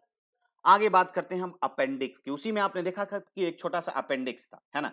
अपेंडिक्स मैंने कहा ये सीकम की बात करें, ये सीकम के उंगली जैसी संरचना होती है बेटा, यहां पर ये लगा हुआ है, इसको देखो ये अपेंडिक्स कहते हैं, ये यहां पर एक छोटा सा लगा हुआ भाग, ठीक है, ये अपेंडिक्स, क्लियर, पाई जाती है। मनुष्यों में ये अवशेषी अंग के रूप में होता है, यानी वेस्टिजियल ऑर्गन, यानी जो है लेकिन काम नहीं कर रहा है, मतलब अवशेष के रूप में बचा हुआ है ना। हम्म। तो ये यहां से सीधे से क्या होगा, अब कभी कभी क्या होता है, देखिए हमारे में तो ये कोई काम कर, लेकिन जो घास चरने वाले हैं यानी जो ग्रेजिंग एनिमल्स हैं, उन जंतुओं में ये आज भी कार्यशील है, क्योंकि ये सेल्यूलोज को पचाने वाले सहजीवी जो बैक्टीरिया होते हैं वो इसी पर होते हैं, और सेल्यूलोज के पाचन में ये सहायक होता है, याद रखिएगा। यानी ये हमारे लिए तो बेकार हो सकती है बेटा, लेकिन सबके लिए नहीं। और कभी कभी इसमें इन्फेक्शन की वजह से या सॉलिड के टच की वजह से इसका अपेंडिसाइटिस हो जाता है, तो हम उसको रिमूव करते हैं। देखते हैं कैसे रिमूव करते हैं। अगर इसको देखें, देखिए जैसे आपको दिखाई दे रहा है ये वाला बेटा, ये देखो ये अपेंडिक्स है ना, ये कभी कभी इन्फेक्शन होने की वजह से ये इसमें क्या हो जाता है, आउट ग्रोथ हो जाता है। हाँ ठीक है ना, एनिमल में होता है, बिल्कुल होता है बेटा।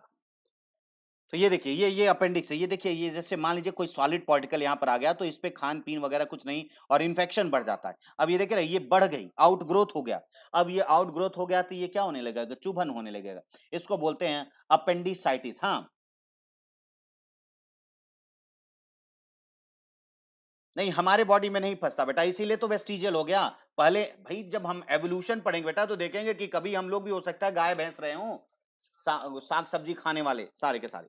देखो इस तरह से अपेंडिसाइटिस हो रहा है। जब ये खराब हो गया तो बेटा ये पूरी तरह से रिमूव कर दिया गया, क्योंकि हमको तो वैसे भी इसकी कोई ज़रूरत नहीं थी। चला गया तो क्या बिगड़ गया हमारा? बात क्लियर? सेल्युलोज, है ना? यूज़फुल बैक्टीरिया होते हैं, बिल्कुल सही कह रहे हैं, है ना? क्लियर? तो इस तरीके से आपने देखा कि इसका पूरा का पूरा काम हो चला है। अब वही जो अभी आपने पूछा सर कॉन्स्टिपेशन क्या होता है, मैंने कहा चलो समझा भी देते हैं इसको।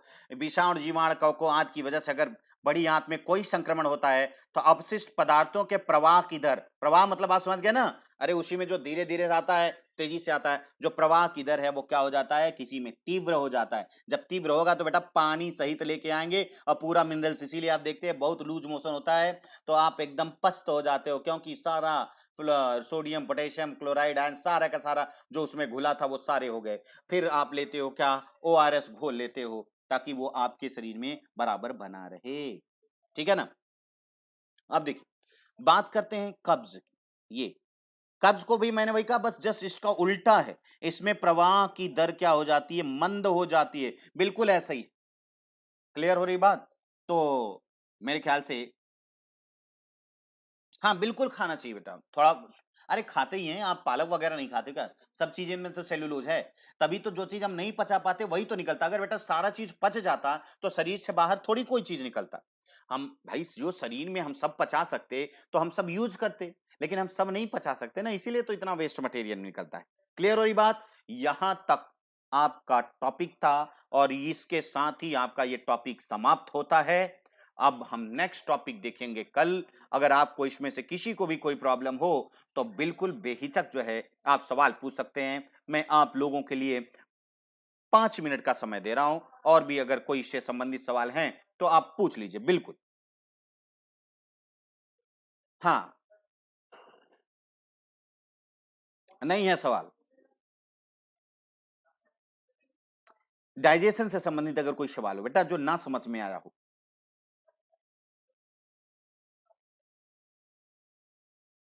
हाँ, बिल्कुल सही कह रहे हो बेटा। ठीक रहती है, जाहिर सी बात है, अगर ठीक रहेगी तो अच्छे से होगा। क्लास टाइमिंग हमारी 6 बजे से होती है बेटा, 6:10 की होती है। हालांकि 6 बजे होती है, मैं 10 मिनट देता हूं ताकि बच्चे सर आ जाएं, है ना? थैंक यू, अगर आपको अच्छा लग रहा है पढ़ाना तो। क्योंकि भाई लीवर कोई तो भाई लीवर क्या करता है बेटा, वो डिटॉक्सिफिकेशन, हम लीवर जब पढ़ाएंगे तो देखेंगे कि जितनी भी चीजें शरीर में आती हैं उसको शरीर को हानि रहित तो बनाता है ना वो, ताकि वो हमारे शरीर को नुकसान ना पहुंचा सके, इसीलिए, है ना?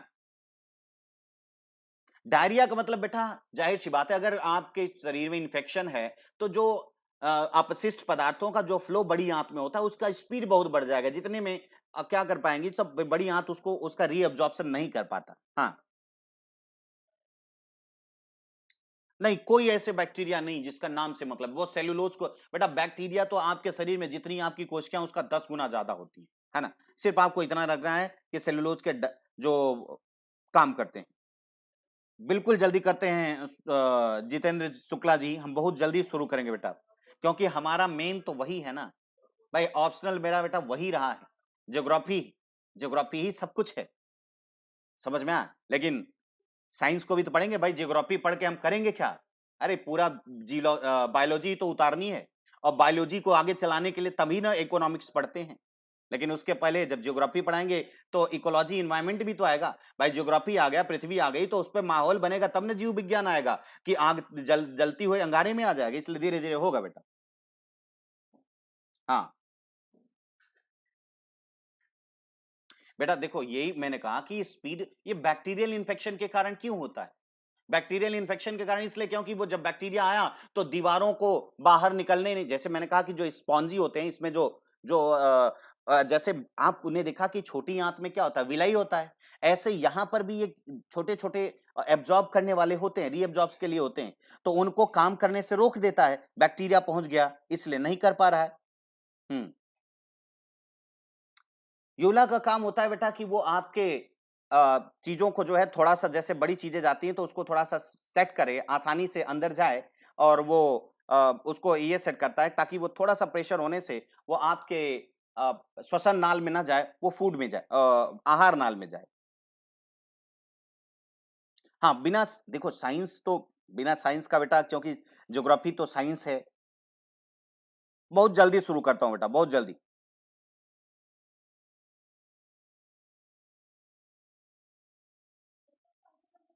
नहीं, पाचन तंत्र तो देखिए ह्यूमन बीइंग में लगभग-लगभग सही होते हैं बेटा। इतनी जल्दी चरते वक़्त आप देखते हो या खाते वक़्त क्या करते हैं, वो जल्दी-जल्दी खा करके निगल जाते हैं, ठीक है? निगलने के बाद वो अपने एक 2 ऐसे उसके पास स्टमक होते हैं जिसको र्यूमन और रेटिकुलम बोलते हैं। उसमें ले जाकर के वो रख देते हैं, कुछ टाइम के लिए स्टोर रहता है। और जब आप देखते हो, जब वो खाली समय होते हैं, तो आप देखते हो वो हमेशा जुगाली करते रहते हैं। वो जो गाली लगती है, वो गाली नहीं है, वो जुगाली है। जुगाली मतलब कटिंग करते रहते हैं, उसी से वो, है ना? नहीं है बेटा तो कोई प्रॉब्लम नहीं है उससे, है ना? हाँ, बिल्कुल बेटा, हम बहुत जल्दी से करेंगे। क्लियर? कल का टॉपिक जो है वो हम लोगों ने अब यहाँ तक पचा लिया, जब ब्लड में पहुँच गया तो ब्लड से एक-एक सेल तक पहुँचाने की कोशिश करेंगे और ब्लड से सारी चीज़ों को सेल तक पहुँचाएँगे, तो ये सारा चीज़, हाँ, बिल्कुल हम खर्राटे की भी बात बताएँगे बेटा कि खर्राटा क्यों मारते हो? आपका कि किस तरह से लैरिंक्स कैसे प्रभावित हो जाता है? बेटा आपको सब बताएँगे, हम ये श्वसन तंत्र की बात है, आराम से बताएँगे कि लैरिंक्स और सैरिंक्स वगैरह क्या होते हैं, किस तरह से ये खर्राटा आता है। कोई दिक्कत नहीं, अगर खर्राटा आता है तो कहते हैं कि ना स्नोड नाइट रही, यानी खूब आराम से खर्राटे लेकर सो, कोई दिक्कत नहीं। ठीक है? चलिए कोई बात नहीं। चलिए फिर बस आज के लिए इतना ही। Thank you very much. आप लोग बहुत अच्छी तरह से पढ़ाई कीजिए और मेरी कामना हमेशा रहेगी कि आप लोग जो है, आपका जो गोल ईयर है उसमें आप सफल हो, बस लगे रहो बेटा, क्योंकि परिश्रम की कभी हार नहीं होती। ठीक है ना? Okay, thank you very much. चलिए, तो अगर आप लोगों को वीडियो के सेशंस अच्छे लगे हों, समझ में बातें आ रही हैं, तो आप लोग ज़रूर से ज़रूर जो है आप कीजिएगा क्या?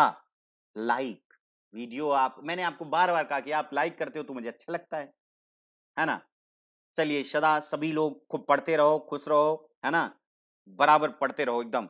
सिर्फ़ पढ़ाई आपका धर्म और कर्म सब कुछ होना चाहिए। और वैसे भी देख रहे हो कोरोना में फँसे हुए हैं लोग, है ना? तो उनके लिए भी सब। तो अगर अच्छा लगे तो सब्सक्राइब कीजिए भाई, और अगर आप सब्सक्राइब किए हैं तो ये घंटा जो इस लटक रहा है तो इसको भी थोड़ा-सा बजा ही दीजिएगा।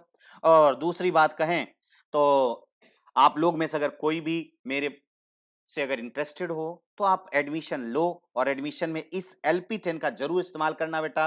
अगर आप इससे आप जुड़ते हैं हमारे से, तो आपसे हमारा संपर्क जो है वो पर्सनली बन जाता है।